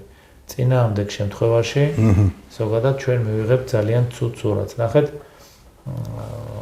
ერთ რაიმეზე უნდა შევთანხმდეთ აუცილებლად. სტაბილურობა, ნებისმიერი სტრუქტურის სტაბილურობას უნდა განსაზღვრავდეს მის მიერ სწორად წარმართული საქმიანობა. მის მიერ სწორად წარმართული საქმიანობა ყოველთვის ვლინდება დადებით შედეგში. როდესაც გააქვს სისტემური უარყოფითი შედეგები, ეს არის აუცილებლად საკადრო წმენდის დაწყების საფუძველი. მაგრამ საკადრო წმენდა არ იქნება ხარისხიანი, თუ ჩვენ ვერ შევქმნით ძალიან მყარ საგამართლებლო სისტემას, რომელიც მისცემს როგორც შინაგან საქმეთა სამინისტროს, ასევე სახელმწიფო უსაფრთხოების ყველა დარგს არ მიცემს მაღალი დონის პროდუქტს სტუდენტების სახით, რომელთანაც ჩვენ ყოველდღურად შეხება გვაქვს და ცალსახად მინდა განვაცხადო, რომ ეს პროდუქტი არ არის საკმარისი იმ გამოწვევებისთვის, რაც ჩვენ გვაქვს და ამიტომ აუცილებლად მივდივართ ისევ სასკოლო განათლებას და მთავარზე და არსებულს. რამდენადაც არ უნდა გადაწიოს ხელისუფლებამ, მას აუცილებლად მოუწევს განათლების სამინისტროს თავიდან ბოლომდე გაუქმება და თლიანი ახალი სტრუქტურის შექმნა, მათ შორის იმ კადრების გამოკლებით, რომლებიც აქტიურად მონაწილეობდნენ იმ რეფორმების გატარებაში, რომელმაც დააზიანა საგანმანათლებლო სისტემა სკოლის, მათ ეს ყველაფერი იცოდნენ, მაგრამ მაინც მონაწილე ესეთი ადამიანები იქ აღარ უნდა იყვნენ. მე მიმაჩნია, რომ არა მარტო იქ არ უნდა იყვნენ, არამედ ისინი უნდა დაისაჯონ. ბოგერი მეთქე, ლომაიები და რანგოვიჩები და შაშკინები და სხვები, ხო ვიცით ახლა რასაც ახორციელებდნენ როგორც, მაგრამ რახან განათლების სისტემას ფუნდამენტურ ცვლილებაში შეეხეთ. შეგიძლიათ თქვათ საზოგადოებასაც უთხრათ და შესაბამისად ხელისუფლებასაც მივაწვდინოთ ხმა, რომელი მოდელია, რომელ ქვეყანას აქვს საუკეთესო მოდელი. მე ახლა პრუსიული განათლება და ის იმას ვიცი რაც არის, მაგრამ განათლების სამინისტრო საუკეთესო მოდელი რომელ ქვეყანას აქვს შექმნილი. თუ გიფიქრია და გაქვთ ამის მონაცემები. მე მაგალითად ახლა ამ თემას არ გავშლი, მაგრამ ჩემთვის ძალიან საინტერესოა ბრიტანული მოდელი თუ რაზე დგას. ძალიან განათლების თვალსაზრისით და არა თქვენი კუთხით, სადაზვერვო და განათლების კუთხით მოდელი მაინტერესებს. ძალიან დამაინტერესა ჩვენ ერთ რამ უნდა ვიცოდეთ, რომ ძალიან მაღალი ინტელექტუალური სახელმწიფოა ირანი. რომელი სისტემა აქვს მას არჩეული, ეს არის საინტერესო აუცილებლად. იაპონიის იაპონიის განათლების სისტემას. მე ხა ჩემს სფეროში მაგათ ძალიან ვაფასებ. გასაგებია, მაგრამ მე მაინც ამ ორ ქვეყანაზე ამ წუთში გავაკეთე. ირანი და ინგლისი. ნახეთ რა ტიპის სახელმწიფოებზე ვსაუბრობ. ერთი არის თქვათ მაღალი დემოკრატიის მქონე სახელმწიფო, მეორე არ არის მაღალი დემოკრატიის მქონე სახელმწიფო. რა მოდელები აქვთ მათ და შეიძლება ძალიან ბევრი ქვეყნის მაგალითი. აი ახლა ჩემი და თქვენი შეფასება შეიძლება იყოს უბრალოდ ჩვენი მოსაზრება. აი ეს ყველაფერი უნდა იხარშებოდეს სამეცნიერო კვლევით ცენტრებში და იქ უნდა ხდებოდეს ამის გაანალიზება, ოღონდ დოკუმენტირება. ეს უნდა იყოს სიმბიოზი სადაზვერვო სამსახურის მიერ მოპოვებულ და კონსადაზვერვო სამსახურის მიერ მოპოვებულ ინფორმაციებთან. აი ეს ყველაფერი ერთად უნდა იხარშებოდეს და მხოლოდ ამ შემთხვევაში მიიღება მომგებიანი უსაფრთხო პროდუქტი. ყველა გადაწყვეტილება უნდა ხდებოდეს მეცნიერულად დასაბუთებული კვლევის საფუძველზე. კი ბატონო. და როგორ ფიქრობთ, თქვენს უწყებებში, ყოფილ უწყებებში, სპეცსამსახურებში ინფორმაციული უსაფრთხოების დეპარტამენტები ის როლი როგორია და თუ მუშაობენ ესენი ეფექტურად? ინფორმაციით ხდება უსაფრთხოება ყველაფერს. აი მედიასთან კვეთაში მოდის ეს და ეხლა მე უკვე როგორც პროფესიონალს ჩემთვისაც მაინტერესებს ამის პასუხი. ერთ შეკითხვას დაგისვამთ და მე მგონი გაგცემთ მაგაზე პასუხს. თუ გსმენიათ, რომ სახელმწიფოს გააჩნდეს, თქვათ რომელიმე პროგრამა, სადაც ვსადდებიან სამხედრო ჟურნალისტები. ცალკე პროგრამა არ არის, საგნები არის, ცალკე არ. ამით დავასრულოთ მაშინ. ქვეყანას რომელსაც არ გააჩნია სამხედრო ჟურნალისტი, ესეთი პროფესია არ გააჩნია, იმ ქვეყანას არ შეიძლება კონდეს ძალიან დიდი პრეტენზიები როგორც პოლიტიკური, ისე ეკონომიკური და ისე სამხედრო და სამეცნიერო ტექნიკური დაზვერვის მიმართულებით. გადახედეთ უახლეს ისტორიას, გადახედეთ უახლეს კონფლიქტებს, საინტერესოა სამხედრო ჟურნალისტები. ხო, მაგრამ ერთი ეგეც არის პრაგმატულობის თვალსაზრისით, რამდენად დასაქმებადი ხდებიან მე ამ მიმართულების სტუდენტები. სამხედრო? გინდათ მიმართულებები გითხრათ, სად შეიძლება რომ იმუშაონ? კი ბატონო, გისმენთ. ნებისმიერი ისა რა ქვია, მასმედიის საშუალება, რომელიც ფუნქციონირებს, ზოგადად არის დასაქმების პერსპექტიული ადგილი. კი ბატონო. დიპლომატიური კორპუსი. საგარეო საქმეთა სამინისტრო. სამეცნიერო კვლევითი ცენტრები. ნუ სახელმწიფო უწყებები უფრო აი კერძო მედი ახლა იგივე ჟურნალისტიკის ფაკულტეტის კურსდამთავრებულები შეყურებენ რას გვარამიას კეთილნებას, ვიღაცა ტუღუშის კეთილნებას და კიდევ ვიღაცებს. მოდით ავიღოთ ცივიომის მაგალითი. კი ბატონო. რომელი მასმედიის საშუალებები იყვნენ გამოყენებული სადაზვერვო პროპაგანდისათვის და ჩვენ ვნახავთ საკმაოდ დიდ მას რა ქვია საშტატო სტრუქტურას, სადაც დასაქმებული იყვნენ ჟურნალისტები და რომლებიც ქმნიდნენ იმ მოგებების სერიას, რომელსაც პრაქტიკულად მე საბჭოთა კავშირი დაამარცხა და პოლიტიკური არენიდან გააკრო. სახელმწიფო უნდა ქმნიდეს და მათ შორის სახელმწიფო საფარქვეშ მიღებული პრაქტიკა უნდა არსებობდნენ კერძო მასმედიის საშუალებები. და ამ კუთხით როგორ არის საქმე თქვენს უწყებაში? ამის შესახებ რომც ვიცოდე, ვერაფერს ვერ ვიტყვი და არ მაქვს ამ წუთში ინფორმაცია მასთან დაკავშირებით. იმიტომ ეს არის თუ ესეთი რამე კეთდება, ეს უნდა იყოს გასაგებია მაღალი გრიფის ქვეშ. და ფინალში მინდა ესეთი რამე გითხოთ. მე ვარ ერთ-ერთი ინიციატორი ქართველთა დიდი გაერთიანების, საქართველოს მოქალაქეთა დიდი გაერთიანებისა, რომელიც ამასინათ დაფუძნდა ჩატარდა პირველი შეკრება, ნუ რაღაცა ორგანიზაციებს აკეთებს და აღდგომის შემდეგ ვაპირებთ საუბარს და ღია საუბარს, ღია დიალოგს საქართველოს დარბაისელ მოსახლეობასთან, აი ჩვენს თაობასთან, უფროსებთან, უმცროსებთან, საშუალოსთან, ახალგაზრდებთან, ეხლა მე და თქვენ ახალგაზრდებთან ისედაც ვსაუბრობ და არ გვაკლია ეს პრობლემა და სადაც აუხსენით, სხვა შორის შემიძლია გითხრათ, ალბათ თქვენც გექნებათ ამისი პრაქტიკა, ჩემი სტუდენტებიც დარბოდნენ იქ რუსთავზე, მაგრამ იმ საუბრის შემდეგ, იმ გეოპოლიტიკური საფრთხების და სიტუაციების სახლის შემდეგ უმეტესობა მათგანი, თუმცა ფაქტებით დავანახეთ, იგივე იმ უნივერსიტეტში, სადაც მე და თქვენ ერთად ვართ, ისინი უკან გამობრუნდნენ და დატოვეს იქაურობა და დღეს პირიქით შემიძლია კაფეოდ ვთქვა, რომ აი ამ გარკვეული ფაქტაჟის დახვეების და გაცნობის შემდეგ ეს ბავშვები რადიკალური ჩემოვლენ, მათ არ აქვთ ინფორმაცია. ეს არის კლიპური აზროვნების თაობა, ის სტუდენტები, რომელთანაც ჩვენ გვაქვს ახლა შეხება და კლიპური აზროვნების თაობას არ აინტერესებს სიღრმეებში ძებნა, ისინი ეძებენ ზედაპირზე რა არის და სად იძებნება, მთავარი ეს იცოდნენ და შესაბამისად აკლიათ ის პრაქტიკა კი არა, ის ცოდნა იმ საშინელებებზე, რაც ხდებოდა 50 წლის მანძილზე. ზოგადად ეს ნიშნავს, რომ უმაღლესი სასწავლებლების საგანმანათლებლო პროგრამები კრიტიკას ვერ უძლებს. გადასახედია ძალიან სერიოზულად, გეთანხმებით აბსოლუტურად. მაგრამ სკოლა პირველ რიგში, მათ შორის საკადრო პოლიტიკა. კი ბატონო, მაგრამ რა ქვია, სკოლა პირველ რიგში მისახედი, იმიტომ სკოლიდან თუ არ მოვიდა ხა იმისგან ნახერხისგან კატლეს ვერ გამოაცხო, კი გამოაცხო, მაგრამ მოკლავს ადამიანს რაღაცას იზამ. დაახლოებით ეგეთი სიტუაციაა ჩვენთანაც. ხო და ეხლა რას ვამბობ, რომ ამ 30 წელმა ყველა ხელისუფლებას, აი მიშას ხელისუფლებას არა, იქ განმოხურის ბუჩქების თაობას ვეძახი მე ამ თაობას, რომლებიც მერე გაიზარდნენ და იმათ არ აქვს ეს ინფორმაცია, მაგრამ აი დანარჩენები ჩვენ შვილების და შვილიშვილების თაობა დავკარგ წაგვართვეს პრაქტიკულად ამ ნეოლიბერალური ფაშიზმის ამ იდეოლოგიის წარმომადგენლებმა. სასწრაფოდ არის ხელი გასაწვდენი მათთვის შემოსაბრუნებელია, ასახსნელია და ძალიან სერიოზული მუშაობა ამ ხრივ საჭირო. ანუ ამ კუთხითაც ვაპირებთ რაღაცა მუშაობის ჩატარებას.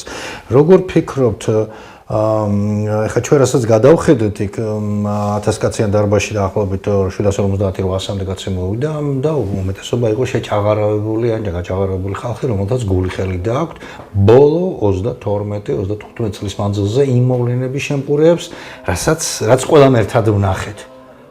თვალსა და ხელშუა აბათეთ ეს გამოთქმა ჟარგონი, მაგრამ ფუკასავით, შაშის ფუკასავით წაპნიან ქვეყანას და ძალისპირზე ვართ პრაქტიკულად მისული.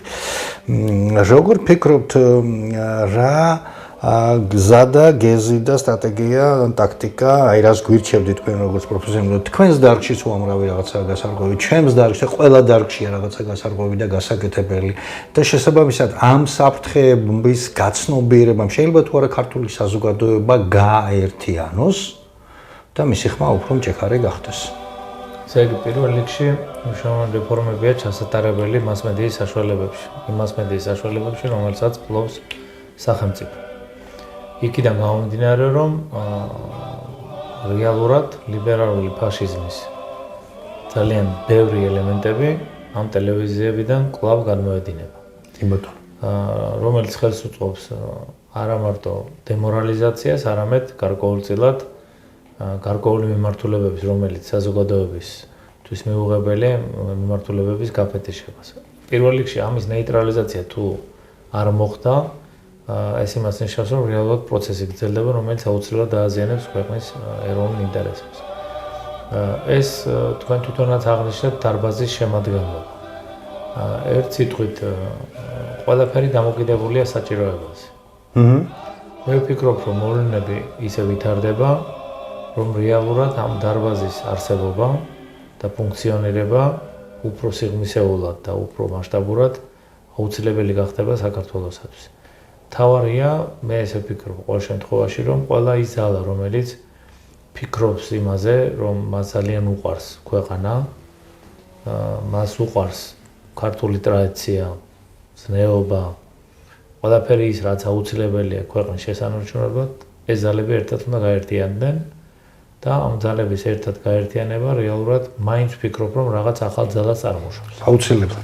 სწორედ აქეთკენ მივეშურებით, მივემართებით, იმედი მაქვს ჩვენ მაგ ფორმატშიც გადავიკვეთებით, ალბათ თქვენაირი პროფესიონალები ყველა დარგში გვიმრავლოს ღმერთმა და მათ თავიანთი სიტყვა უნდა თქვენ წინამძღოლ შემთხვევაში ვხედავთ დასავლეთის თუ სხვა ქვეყნების დირექტივებით ქვეყნის მართვა არ გამოდგება. ახლა როგორც მე და თქვენ საკუთარ ოჯახს არ მართავთ მეზობლების და მეგობრების, რა ქვია, კარნახით, ისევე სახელმწიფოც არ უნდა იმართოს ამ ყველაფერს. ნახოთ ყველაფერს. ოჯახის პრინციპზე უნდა მოეწყოს ზოგადად საკადრო პოლიტიკა სახელმწიფოში. რა თქმა უნდა, საკადრო პოლიტიკაც.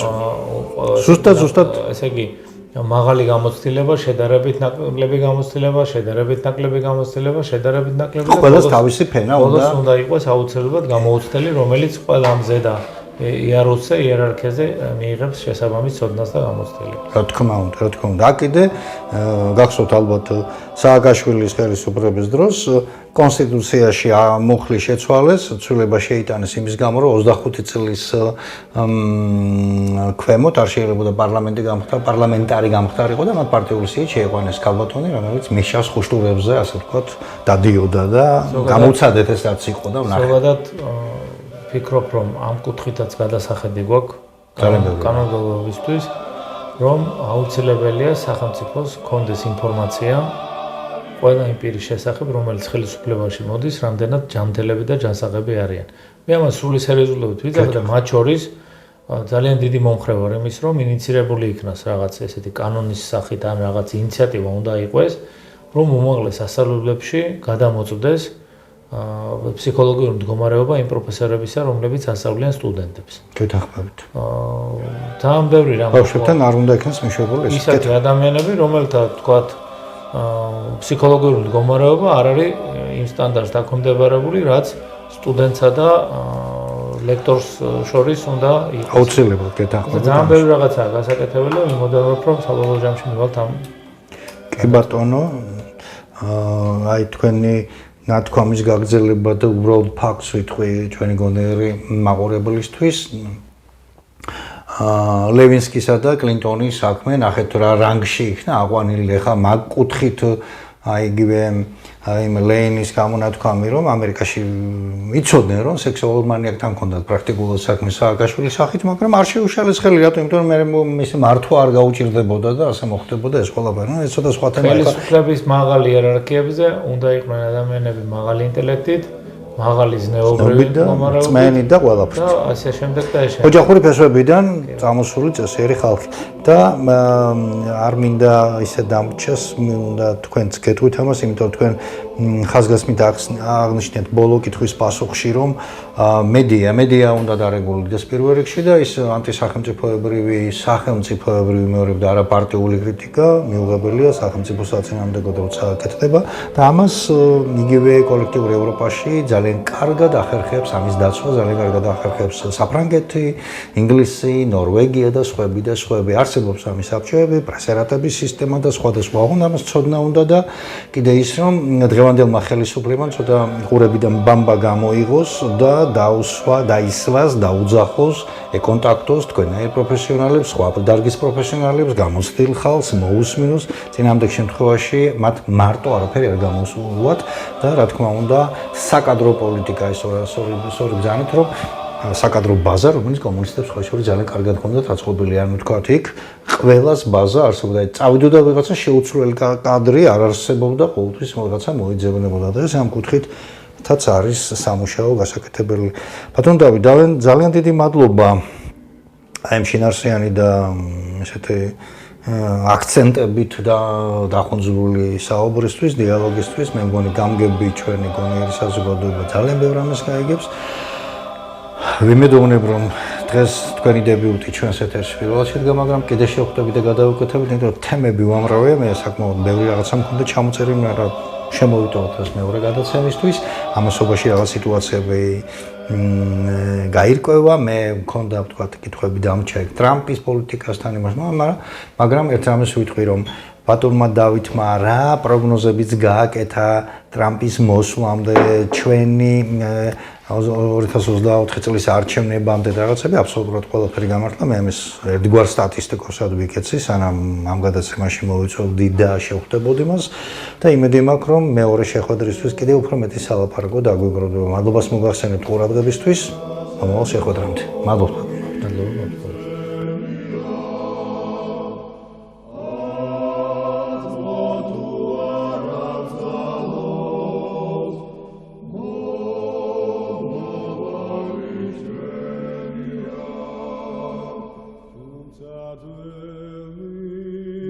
Shoulder